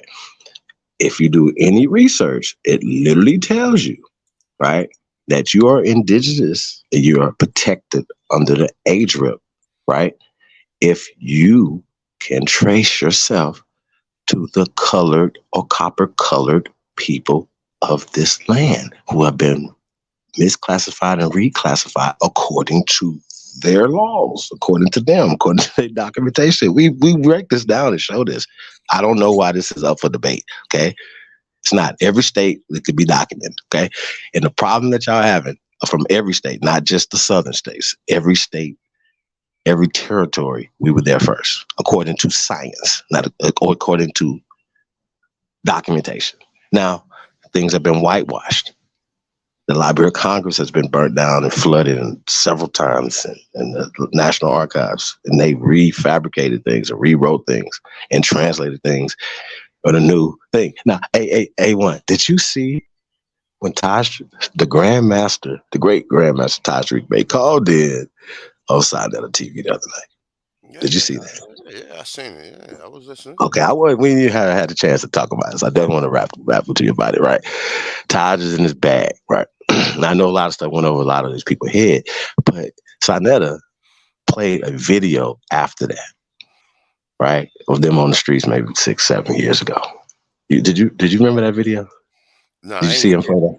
I ain't see it. I ain't see the video. Taj is on the streets, and I guess it's Rob Bourne and was outside, whatever. You gotta go back. We gotta watch it. It's interesting. And Sinetta was talking about Taj going in, right? And he said that they have. It's on that same video from the other day. Yeah. All right, hold up. Let me see. Let me see if I can find it real quick. They on the street after he called in. Sinetta played the video. See, Sinetta be trolling them, bro. I think he do. No, he do. He definitely do. He be trolling them.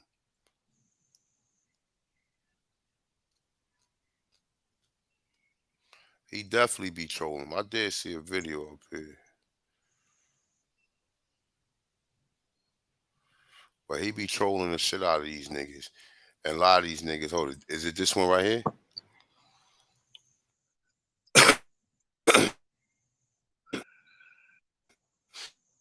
I can't see. And this nigga got this. You know,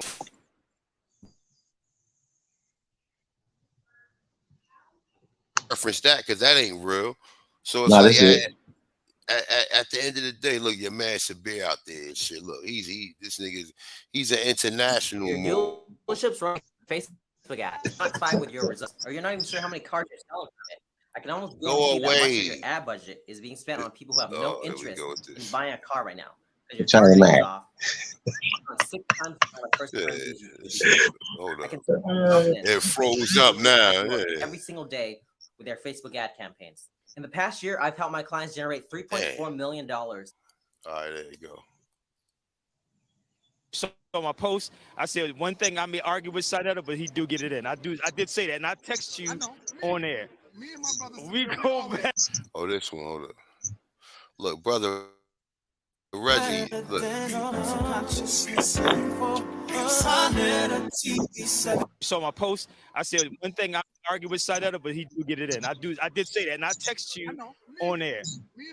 We go back too far, but I said I had to commend you, dude, for doing that. Thank you for coming by, my brother. Thank you for bringing the brother by. It's good. It's a pleasure to see my brother. He's been at the Sarnetta Studios. You know what I'm saying? Talk to the people about what's going on. What you up to, brother? Well, basically, let's look at it like this. The Pope is ending. Dr. Reggie, he respected. He got mad love for you. All right, Hey, yeah, even dap that nigga. You already know why the Pope's ending the doctrine of discovery. And with the ending of So this wasn't that long ago. exposing COINTELPRO operatives amongst us who've been working with them all these years. Hold on. Stop right there. Stop. Yeah. That's the vernacular he be using to explain some that look, that's not a coincidence. He gets that's his title. That's his actual title when he signed up for the beer agent. When he signed up to be an agent, Hold on. So he said when the Pope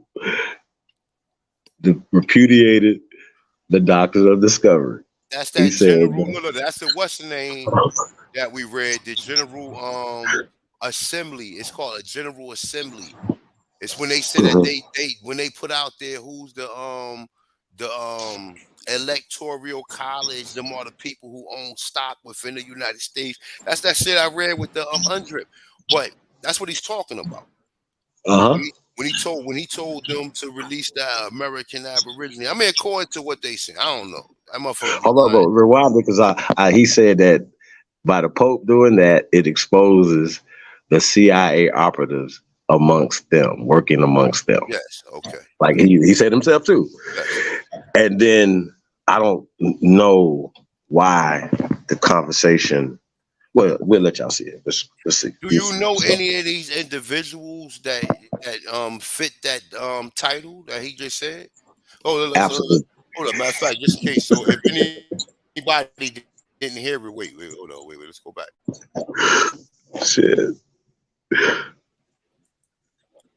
Yeah. Let's look like.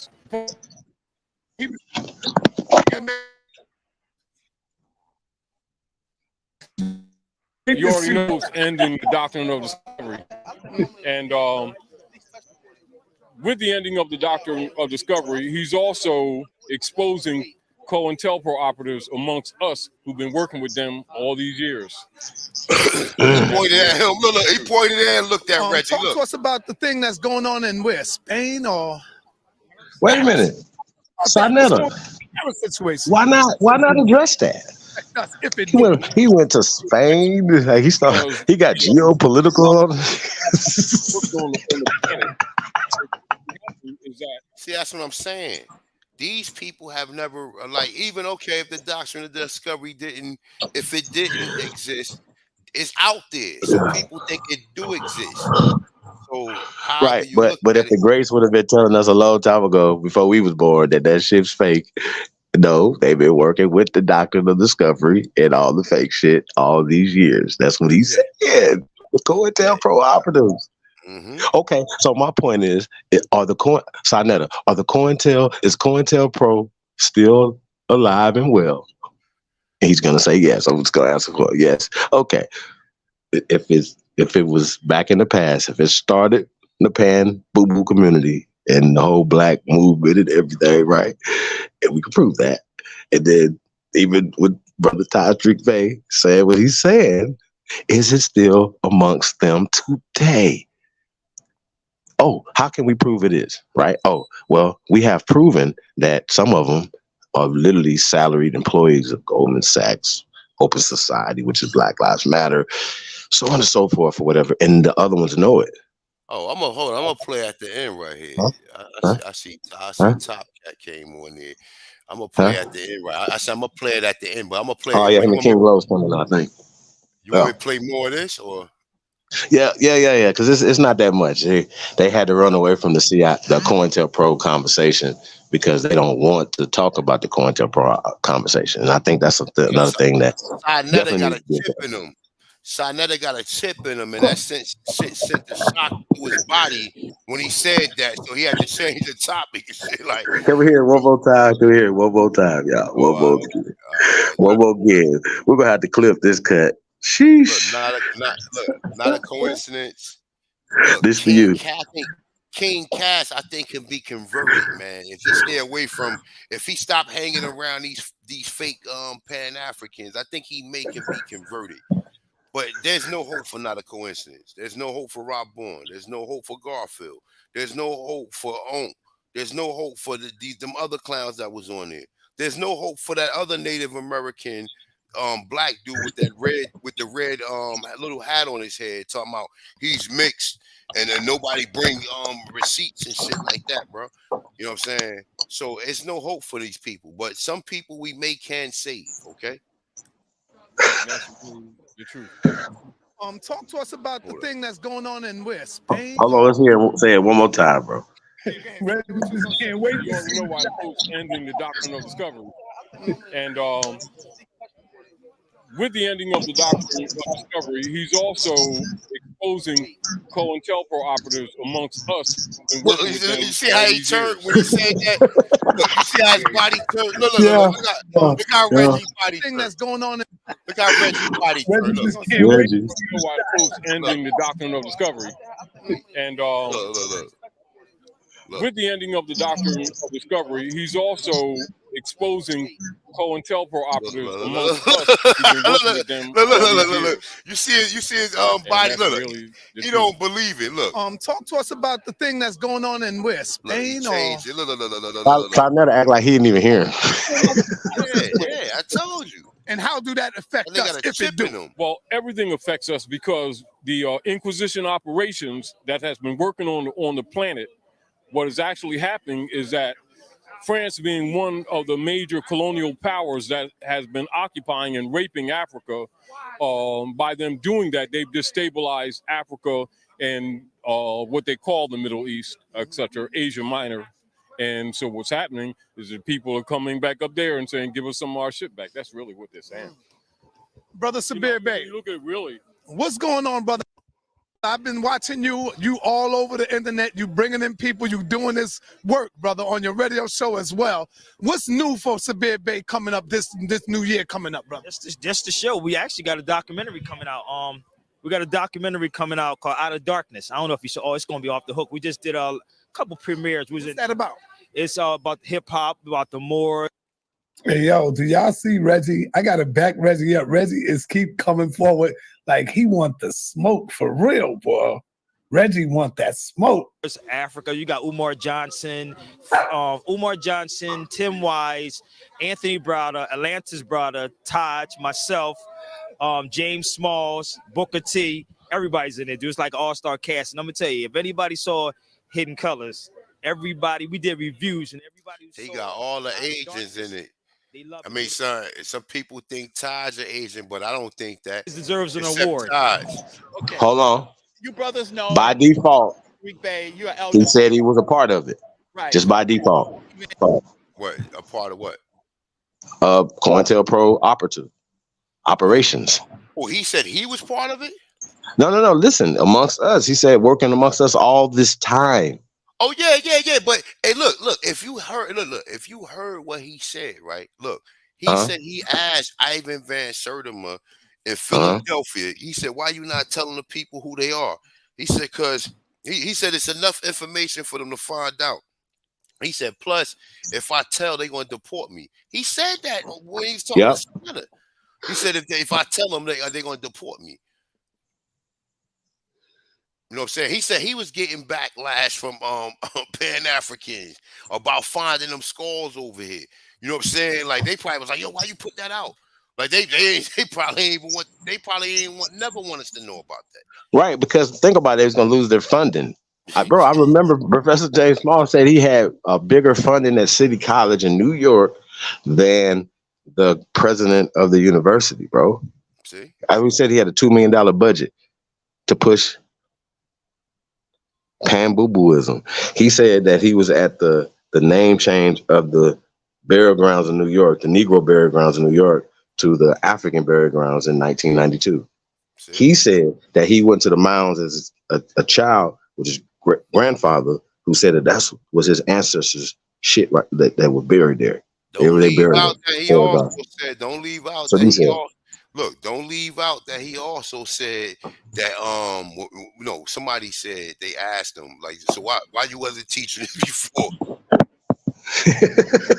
He said because it wasn't popular back in the 60s. So he's one of the individuals that Taj is talking about. Right? Look. Even knowingly, he willingly did it, or by default, he's still one of these COINTELPRO operatives that he's talking about. You know what I'm saying? He's one of the not a coincidence. Garfield, all these niggas is COINTEL operatives, man. They COINTEL, they rather you be a slave. Look, they rather you'll be. These niggas are arguing with you when you find the evidence saying, nah, man, niggas own slave. I mean, niggas own slaves, niggas own white slaves. No, they ain't own no. He's trying to save master. Like, no, they didn't own no white slaves though. Like they making an argument, yelling. Acting all crazy and shit. Like, well, what's wrong with Negroes owning white slaves? No, because now it changed the whole narrative to what's going on, bro. Where's these white slaves at? Where's these white slaves at, bro? All these the 300,000 that was brought over here. So, I mean, bro, this is crazy right here. So, okay, so we got to keep hearing this. I didn't hear all this. I think I heard up to this point right here. Well, I'm gonna play. Go ahead. I got you. It's Taj over. I have a lot of respect for your work, right? For the younger Moors, right? We're working on a debate to deal with the Empire of Morocco and what they believe they know or what is real. Now, I'm following Sarnetta, right? Yeah. I feel, Brother Sabir, that the Moroccan Empire, right, is key and crucial, right, to the transatlantic slave trade, and that if there was no Morocco, right, there would not have been a transatlantic slave trade. Because the first slavery came from us. We held Europeans in slavery. Yes. They don't want to talk about that. Slave comes from Slovakians. There you go. And one of the things that you find problematic about people, when they go into their history, they want to take the good and ignore the negative. We got a lot of work to do, but we held them to slavery first. So, but did we also in Morocco, as Moroccans, right? As Morocco, well, I'm talking about the Morocco in Africa. No, that's you're talking about the kingdom. I understand. That kingdom of Morocco, I am saying that kingdom of Morocco broke the codes and first began enslaving Africans. Okay, let me say this real quick, and I say this on my show. Y'all can see Rabon over there. Rabon was scared because he was fresh meat. He was just coming out there. Rabon was a little afraid. Now he almighty now. He's the grandmaster scholar now. But he was right there in Taj's face, and he ain't opened his lips. He a grandmaster pseudoist. Look at the 21st century. It's nothing different than we did back then. We're selling each other out here right now to this day. I don't care if it's from a job, we're shooting, we're killing each other. It's the same thing happened back then. You can't blame everybody for what few have done. You follow me? So when we say, well, we was involved in slavery, we always involved in slavery. We still deal with slavery to this day. It's factual. That's all I'm saying. Brother Sabir, all we're saying is, and we're not being defensive, can we talk about exactly what happened? Right, without generalizing and saying we all was participating in this. I can't say that because I was not there. Right. I wasn't there, right? But I'm here. Okay. When I got shot. That's why I love Reggie, man. Reggie to me is one of my top, my top interviewers, man. Shit. He know how to come in, when to come in, and put you on the spot, boy. I love my brother Reggie. That's why I be like, bro, you got to come out and do these interviews with me, man. 5 times it was. I think Chief got kicked off.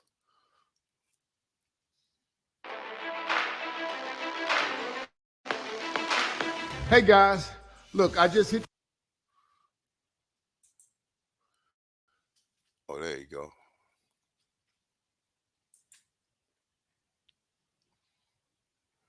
You. Yeah. Did I miss when he said fake Afrocentrism? Nah, hold up. I don't think he said that just yet. Hold up. Times it was a brother look like you and I. So what I'm saying to you is let's look at today, because we were not back there. So we can give our opinions and our, our beliefs on it, but is it factual? The fact of the matter is that we're doing it today. Let's fix today. You see what I'm saying? That's all I'm saying. I don't know what happened back then. Like Todd just said, if we take the good and the bad, we enslaved Europeans first too. But we did. I agree. We did enslave each other. We did. But the Moors is not just Morocco. It's Senegal, Mali, all that. They were all. Did y'all just peep that move that Rabon did? Rabon came around because he's sizing up Taj Tariq Bey. He just sized him up. Look at him. I'm going to rewind it back a little bit. You're going to see how Rabon easily move around. Look at Taj up and down. He's sizing him up to see when can I come in or how can I do this. Check it out. Like Todd just said, if we take the good and the bad, we enslaved Europeans first too. But we did. I agree. We did enslave each other. We did. But the Moors is not just Morocco. It's Senegal, Mali, all that. They were all still Moors. It didn't matter. So no matter where you were at, they're all Africans. You know what? The other interesting thing that I find with people in the name of scholarship, yes. I'm saying that exactly. Looked at Moors as if it's some little club over here. Yeah, that's what they think. Everybody of Asiatic African descent are Moors, period, including Europeans who are amalgamated Moors, which indicates these people don't know their history. And we keep trying to go into history with this self-righteousness that does not exist with us. You know what I mean? We did great things and we did terrible things, which is why we're in the condition we're in today. Elder Taj Tariq Bey, were the Umayyads, the Arab invaders, were they Moors? Yes, they're amalgamated. Everyone is amalgamated. When you look at the world, if you talk to people who really know human history, including Europeans, they will tell you the whole human family came from the African woman, the great Moabitess. Yes. Pretending that the different nation states of people are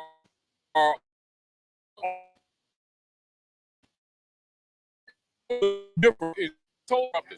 Most people ain't gonna be able to vibe with that part of it. You still there, Chief? Yep. Oh, I'm gonna play it right here. I want to hear what they was talking about. See what?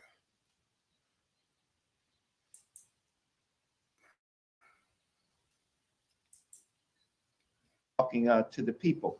What we do on these shows is deal with these concepts, and we bring in a lot of people with a lot of ideas. But at the end of the day, it's what science says. Anybody who wants to use part of what Europeans say because they control the archaeology and the primary research, and they want to go with some of it and don't go with all of it. The question is, do the people that's researching even have the skill set to actually do it, to agree or disagree? So we know that most people do not, and most people do not have education, and most people not pass tests. They have ideas.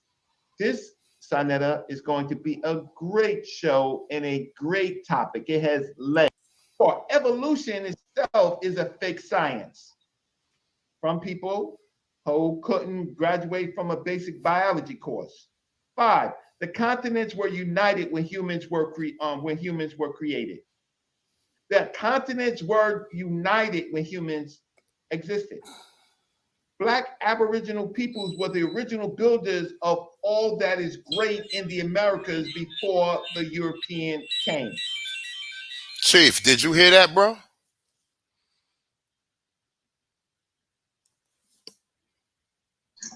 Oh my! Hey, wait, bro. Can you play that again? I'm about to say that. Hey, look,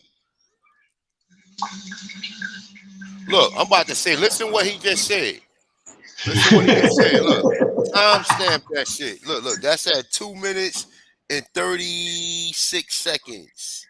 Okay, look. Listen to what he said. Listen to this, y'all. Well, 36 minutes, 0 seconds. 9 seconds. Sorry. Look. 2 hours, yeah. For evolution itself is a fake science. From people who couldn't graduate from a basic biology course. 5, continents were united when humans were created. That continents were united when humans. Black Aboriginal peoples were the original builders of all that is great in the Americas before the European came. Did you hear what he just said? Hey, bro, lights out. Reggie, please don't ever speak ever again, Reggie. Ever. It's nothing Aboriginal, sir, ever. Hey, don't ever do it. He ain't been right since I made an outrage. I made a motherfucking. That's crazy. Hold up. I wanted to be clear. I made an outrageous claim to him. I was bold enough to say that the post office in New York was created by us. That building is thousands of years old. That shit got nothing but marble, and you go inside, that shit got all of, like, oh my God, that shit is immaculate. Like the same shit. Like, I told him that, and he was like, he ain't even questioned me on it. He didn't even question me on it. That nigga was shocked. That nigga was in shock. I told him that shit. He didn't even question me on it. He ain't say, man, you lying or none of that shit. That nigga was in shock. Hey. But listen, we need to cut that too, man. 2 hours and 36 minutes and 9 seconds. Hey, brother Reggie, please sit down. Don't ever say nothing else ever again, sir. That's crazy, bro. You literally said our argument. Whatever, how many years this was right here, wasn't that long ago. That right there is crazy talk, bro. Oh man, we gonna use him against all them other Pan-Africans. Look. Wow. Hey, look. And he been going to Africa since the 80s on tours with Dr. Ben. Look. Hey, okay. Look, y'all heard that shit. Look. Hey, look. Hey, AP, you heard it? Look, I'm gonna play it again. Look. Listen to this. For evolution itself is a fake science. From people who couldn't graduate from a basic biology course. 5, the continents were united when humans were created. The continents were united when humans existed. Black Aboriginal peoples were the original builders of all that is great in the Americas before the European came. Now he sound like he been at AP. You taught this man this shit, bro.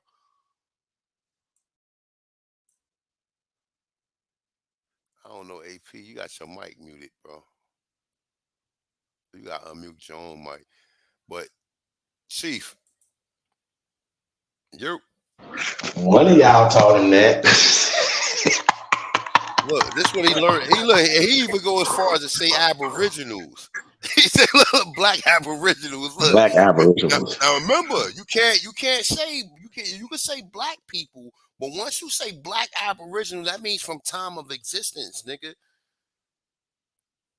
So now you should we have to ever argue with Reggie about that ever again? Or we gonna have to pull this up right here? Hey, hold on, Reggie, stop for a second. Let me see about this. So we have to pull up Professor Sam Smalls every time y'all say something to us. Well, no, we're gonna pull him up because he's gonna double down and say that they was African. You can't say they was Africans. You saying they Aboriginals of America. Yeah. That did everything great before the Europeans got here. Oh, do we have verification of that, Reggie? Yes. Reggie knows that. Reggie been knew this, y'all. Once again, like I said, before there was an Aboriginal movement or community, these niggas was taught this. We had debates about this. They know what happened. So this is why I be looking at them like side eye, like really. So y'all just gonna come back with the same talking points when y'all know that y'all on record saying this right here. It's over with, man. You've been arguing me all these years that we come from monkeys, only to tell you that this shit is fake. You is a sick individual, baby. Look, hey, yo, you told him that, AP. Look, no. Look. Listen to what he said. Hold on.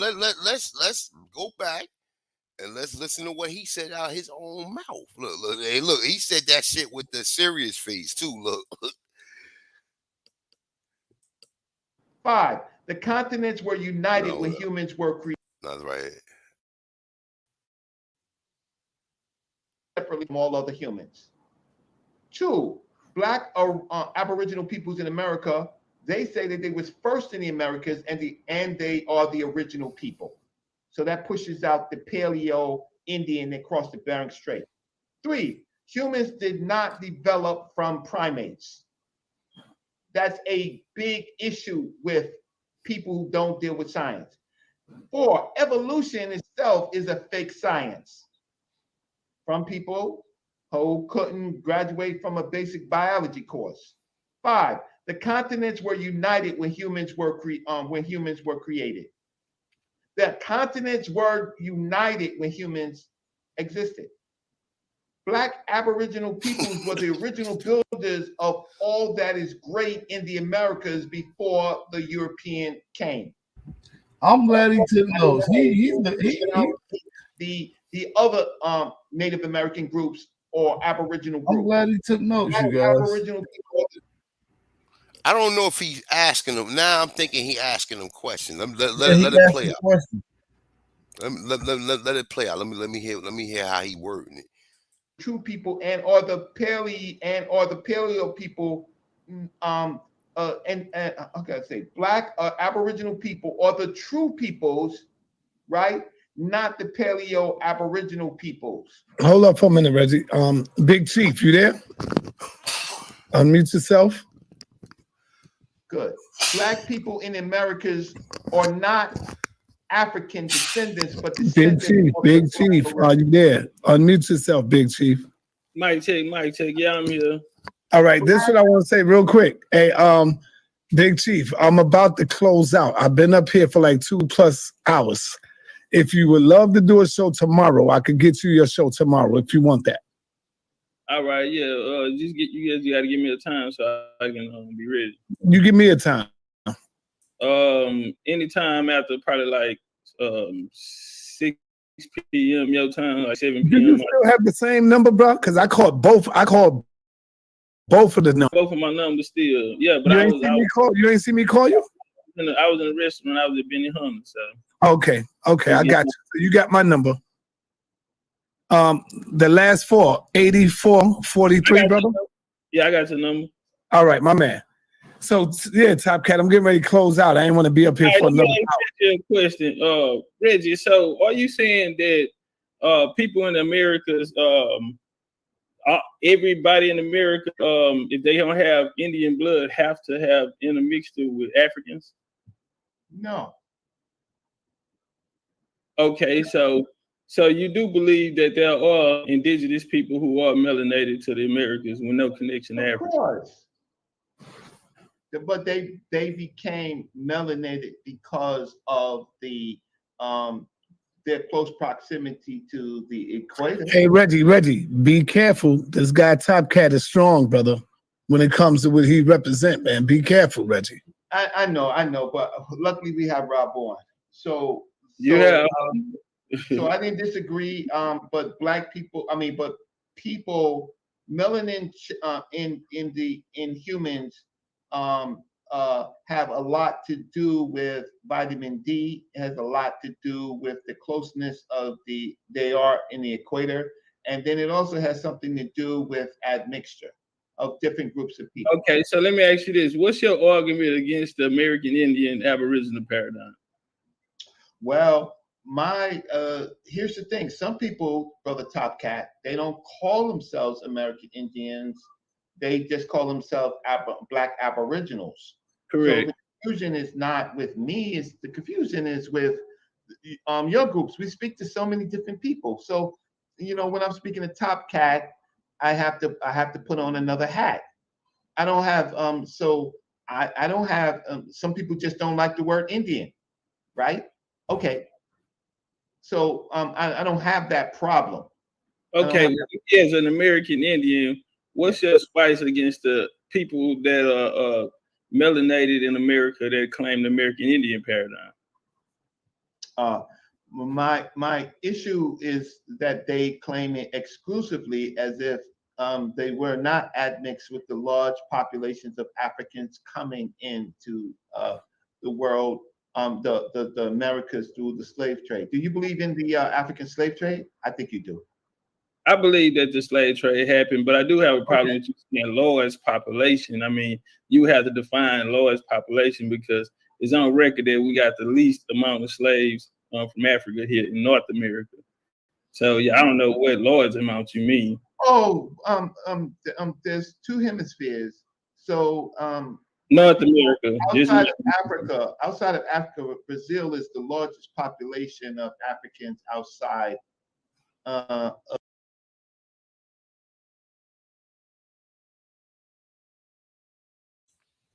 No, they got the largest population of blacks, and see, they including the word African. Exactly. See what I'm saying? And it's like, yo, we get, but we got activities of Negroes already in Brazil. We got Lucy. I don't give a fuck what they said. They said that the people that was there out of the 81 skulls resemble Africans and South Pacific Islanders. Now you pick and choose. Okay, so the people there looked at like these black people from here. Okay, all right. And then when you get into the other documents, even Jack Forbes say that they was calling the people from Brazil Negroes and Negras. And then they try to double down on it and say some other shit. But we see all this activities of Negroes already there.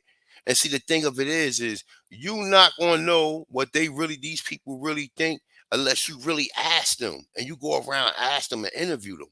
That's the only way you're gonna really know whether or not you're gonna have people there that's gonna say, we don't know nothing about no fucking Africa. I promise you. But I'm gonna play a little bit more of it. I'm about to get out of here.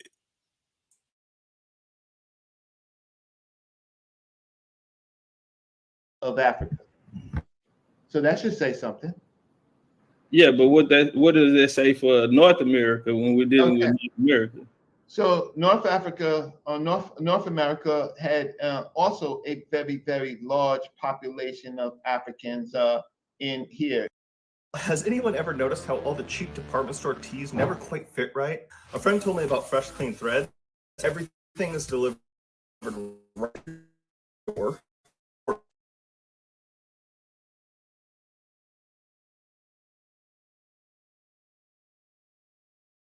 Here before the Civil War, around Europeans was double the population, and then there were, of course, and there was large populations of Native Americans. But the groups that dealt with the so-called American story in the politics, because the Native Americans were actually pushed out, right? So those groups were blacks and whites.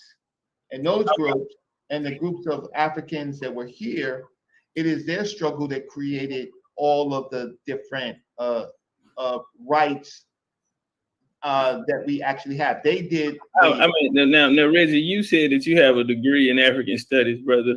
I hope you didn't get that from. I hope you didn't sit in class and study all them hours, and this is what they gave you, brother. Oh, don't be facetious. You want to be facetious? Wait, first, one second. You have a degree. Hold on 1 second. No, sir, brother. 1 second. Hold on, I want to say something to somebody. Wait, I have okay, brother. Number two, wait, you want to help you if you get in the ring with me. I worked at the Schomburg Center for Research in Black Culture at the New York Public Library for 5 years, right? Number three, I worked with Dr. John Henry Clark and Dr. Ben and Dr. Leonard Jeffries. These are not all my ideas.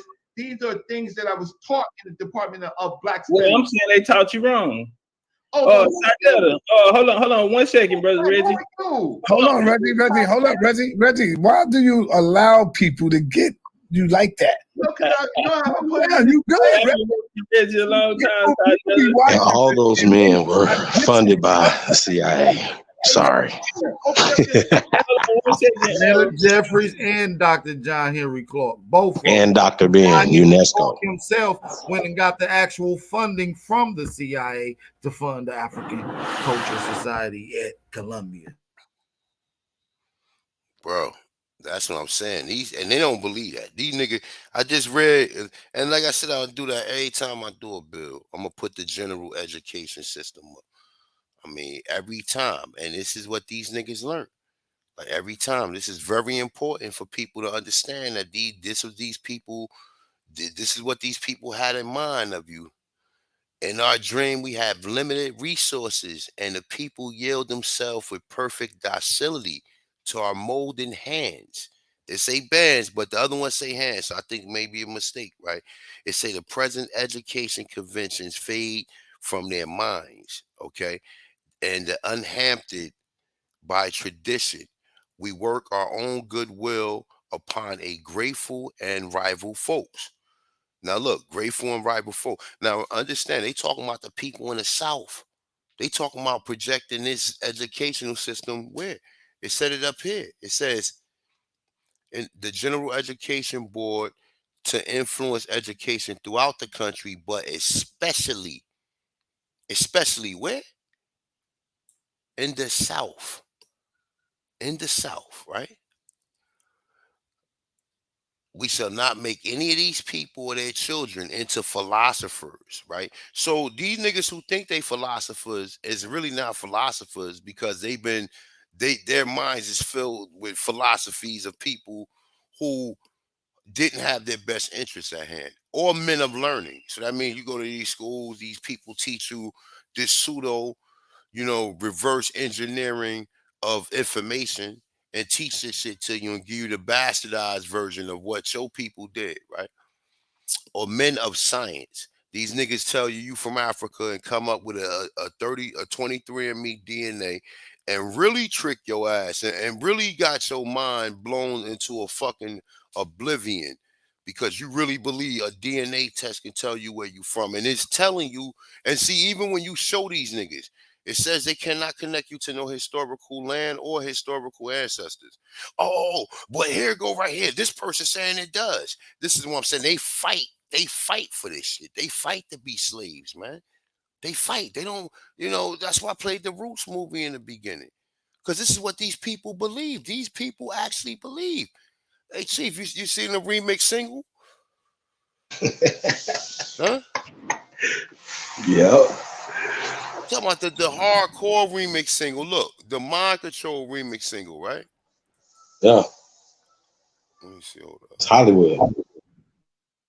Fulani, the Sereri, and some I do not know. Look what he say was Sereri, and some I do not know. Listen to me. There are other tribes. I've heard their words. The Wula, the Fulani, the Sereri, and some I do not know. You are not alone. Wrestler, when the big canoe moved, my stomach came up into my mouth and spilled. I am ashamed. Do not be ashamed. It happened to me. Yeah. Now when my stomach comes up, there is nothing. Only bitter spit. Wrestler, I am a man, a warrior. Kunta, we have been chained in the white man's canoe house for many days now.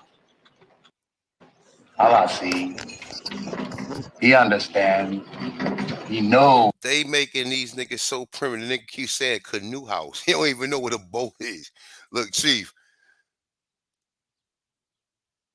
You. What the fuck? Yeah, I'm here, bro. I'm just muting. You heard the nigga said in a canoe house, man. Nigga don't even know he's on a boat. But I'm gonna play a little bit more. What time you what time you going on, AP? You. Oh, you good, me, bro? I got it lined up for 3:30. So you can go for about another hour, bro. I got it lined up for 3:30. All right, I'm gonna play a little bit more of this. I want to hear the conversation because Reggie seemed like he's lost, man. Yeah, he lost. Hey, Sarnetta, you know King Lowe's, right? Who? King Lowe's. Of course, that's my man. King Lowe's, you ought to get him on. You know, he tapped into the American Indian paradigm. Okay, so he'll come on with you tomorrow. I think I still got King Lowe's number. Yeah, I seen him in the chat. So, yeah, that'll be good. Lowe's can come up and break it down too. Yeah, let me see it. I got his number. I'll call him up. Paradigm and tapped into his family. And so, we're not getting the African stories at home, Reggie. What you think about that? Never in the history of America. Yeah, I still got his number. I'm gonna call him right now. Let him know.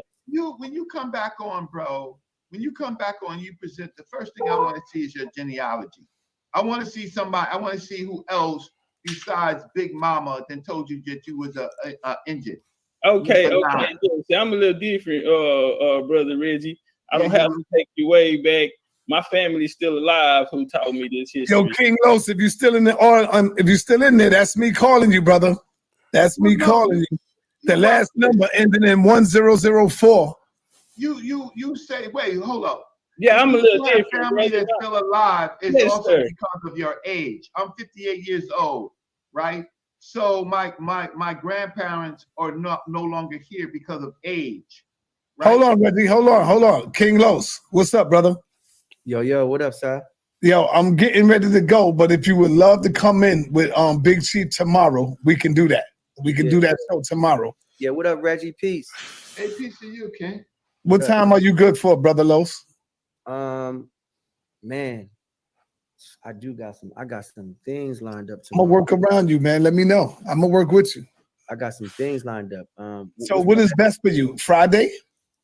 Oh shit! Tomorrow is Friday. Tomorrow. Yeah, that's what I'm saying. Tomorrow is Friday. Yeah. So what I want to do is, I want to set up a debate. With my guys versus your guys. I'm gonna bring in Big Chief and some of the heavy hitters. I mean, it could be a debate or it could be a build. A build right now, and then if it turns into being a debate, we could set up. It's going to turn into that because it's going to be. What about you by yourself? Are you good or standing on your own? I need. Do you know who Rob Bourne is? Yeah, I know who Rob Bourne is, but I need my guys though. You know, Rob Bourne is a heavy hitter, bro.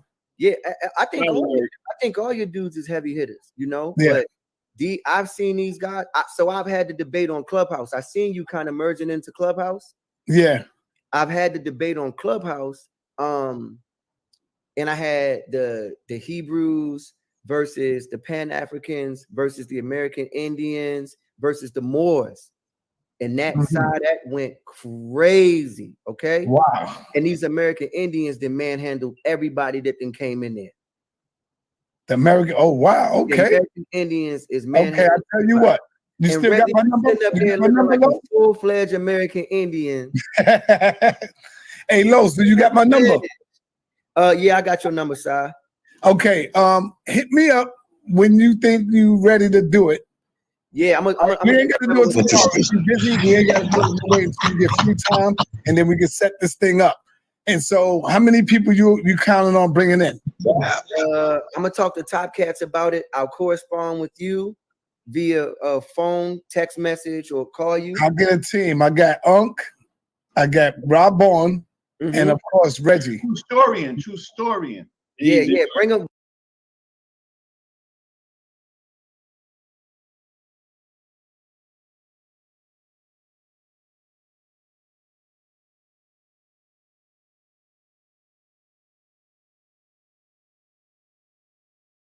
Hey, A1. My bad. I was talking. Do anybody know him? Do you know this guy? He's a rapper. Rapper from Baltimore. You got it, From AP. Baltimore. Do anybody know him? Well, AP is more into the battle rap scene, but dude is a writer as well. He's been behind the scenes writing, ghostwriting, stuff like that for a lot of people. Okay. So who they having conversations with? I mean, are these people? Are they? I mean, I'm talking about him. I know Top Cat. You know, he do what he do. Well, as you can see, he's new to a lot of the information. Exactly. But I'm just saying that's the individuals that's Sonetta. And not like I said, we already been up there. Them niggas won't have us up there. The same reason why I ain't last long on Garfield platform, because too much information was coming out that he can't challenge. You know what I'm saying? He can't challenge it. So it's like, you know what I'm saying? The LiDAR thing came out. He had to double down. Oh, pyramids. Nah, nigga. It's saying pyramids, nigga, and motherfucking towns and houses and shit, nigga. Oh, let's get this nigga up out of here. They don't want to have these conversations. They're not gonna debate me on no technology in America and the technology in Africa. There's no way possible, bro. There's no way. I mean, see, understand, it's good. Go ahead. Genealogy, understand this, okay? Without no history, without real talk. I'm gonna say this real talk. It's probably a few people, it's a handful of people who actually knew they was never Africans and had that understanding. Everybody did not have that fucking understanding. So I know, you know what I'm saying? Everybody did not have that understanding. They may have been told they was Indian, but they didn't have the understanding, you know, they didn't know how to differentiate the African lies and the African stories that been told to them. So even if you need history to go with your genealogy. I don't give a fuck what nobody say. And you need the history about knowing that ain't no slaves come over here, brother. Slaves that came here is these people right here, bro. These are the slaves that came here. They got evidence, nigga. Oh, A1 on all I do is show what I'm talking about, whether you agree with it or not. The forgotten history of Britain's 300,000 white slaves in America. Well, basically, that's why I said it's not a debate. That's why I'm telling them, we're not debating fools that we have to teach something every time that we have a conversation with them. That's not right and exact. Second, I need them to address the COINTELPRO operations that they are conducting on the people. That's all I'm asking them to do. Look, Chief, the COINTELPRO operation don't want you to know this about Anthony Johnson, right? They want to try to flip and bounce it, right? They want to flip and bounce it, right? In 1635, Johnson was freed. Now, up here it tells you that so-called slaves didn't live longer than, it said, due to harsh working conditions, beating, starvations, and diseases, survival rate for slaves rarely exceeded 2 years, my dude.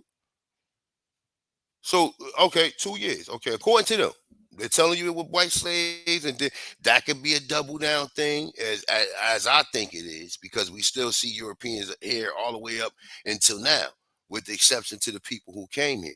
But nonetheless, though, right? We ain't supposed to be seeing no nigga who, once he was free, somebody was good enough to get this nigga 250 acre plantation where they say he was masters over blacks and white servants. So you think that this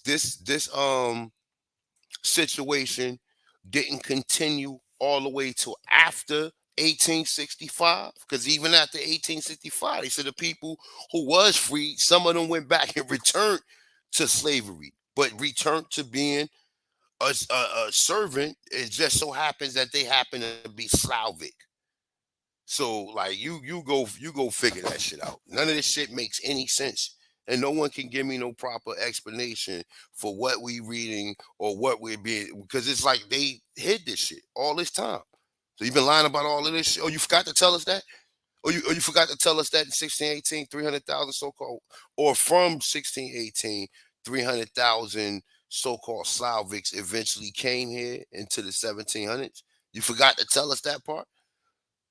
Interesting, right?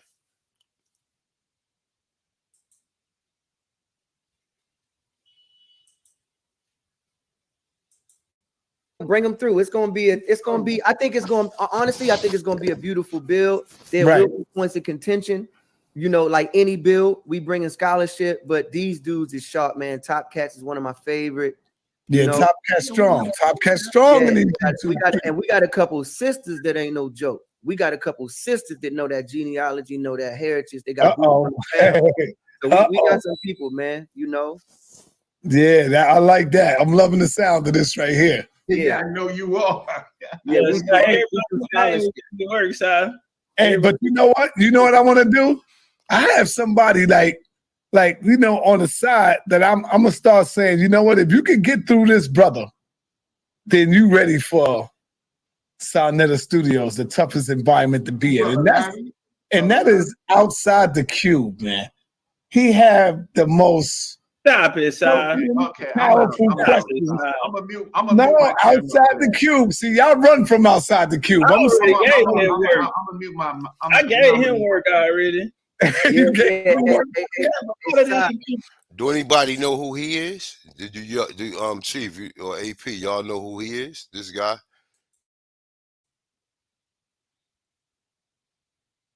Which guy? Some nigga named Outside the Cube. You couldn't hear the commentary? You couldn't hear that? Oh yeah, I don't know who Outside the Cube is, bro. I don't know him. All right, okay. Yeah, we don't know that. Hey man, men lie, numbers lie. I mean, men lie, women lie, but numbers don't lie. On mute. You ain't gonna never hear no questions like the shit we gonna ask these niggas. That's why these niggas will never allow a nigga to stay on long enough, because it's like, you know, you're gonna turn some of them Pan-Africans. The Pan-Africans gonna be very curious. Then why the fuck they gave Anthony Johnson 250 acres where he owned white slaves? People be very curious. People who got sense and got brains and everything, they would sit there like, wait a minute, man, that don't how. So slavery, according to, you know, you see what roots, we just went through the roots shit. Niggas was stacked on top of boards, nigga, laying on top of it. This is the shit they want you to believe. So, I mean, I'm gonna play a little bit more of this. And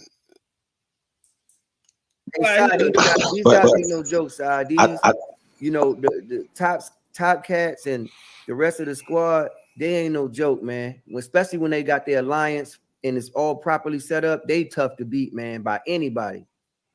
And Kimmy can get it too. Oh shit. Hey, look, let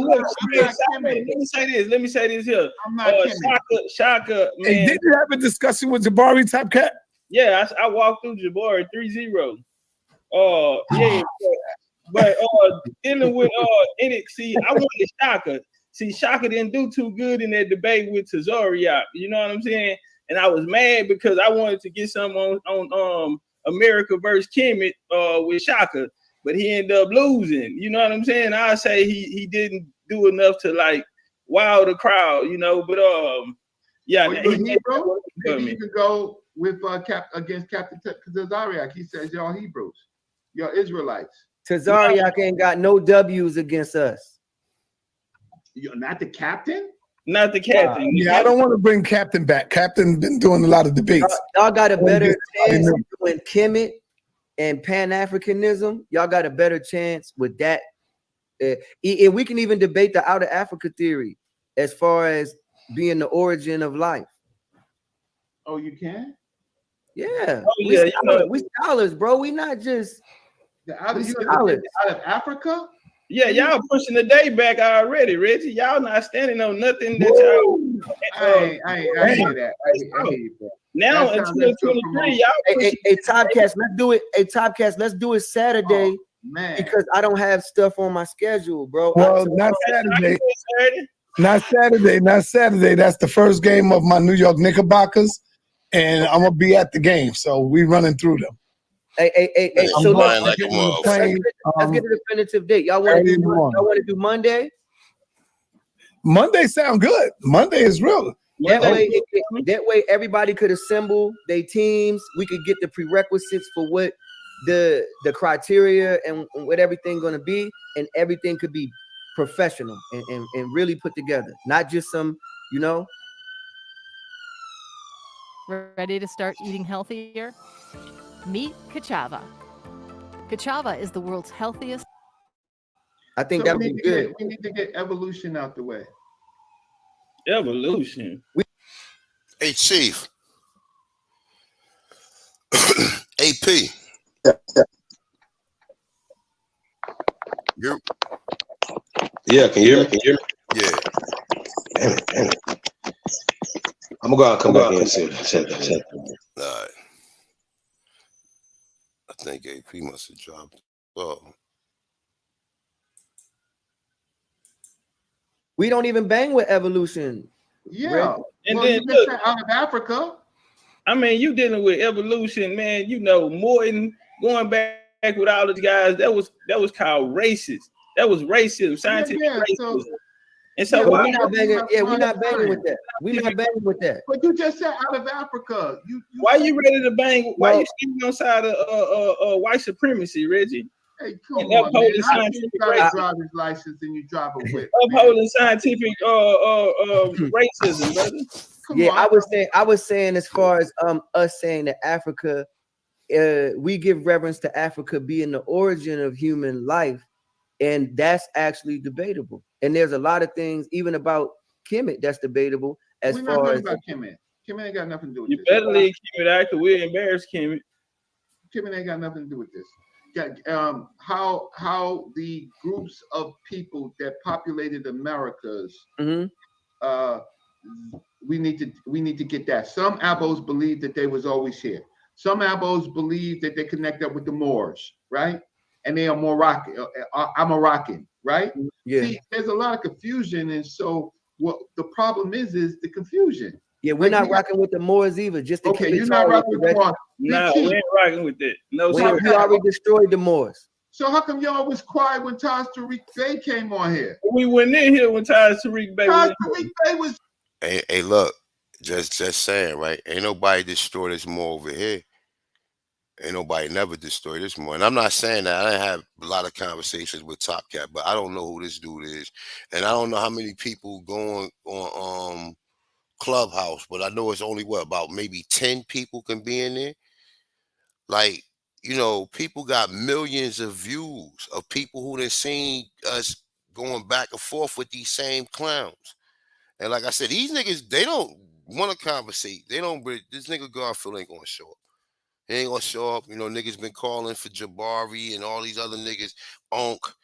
Like, y'all niggas willing to go talk about on Sinetta, but you don't want to have none of these conversations where people actually got real literature to support everything that they saying. Because at the end of the day, the shit'll be over with. So it's like, look, I'm not a debater. I'm just a person with information. And I know how to present it. But as far as the individuals who watching it, who do got common sense, a lot of them will understand exactly where we coming from. Even if they are Pan-Africans, a lot of them don't even know the narratives that's being pushed or how we presenting information. So, look, man, I'm out of here, man.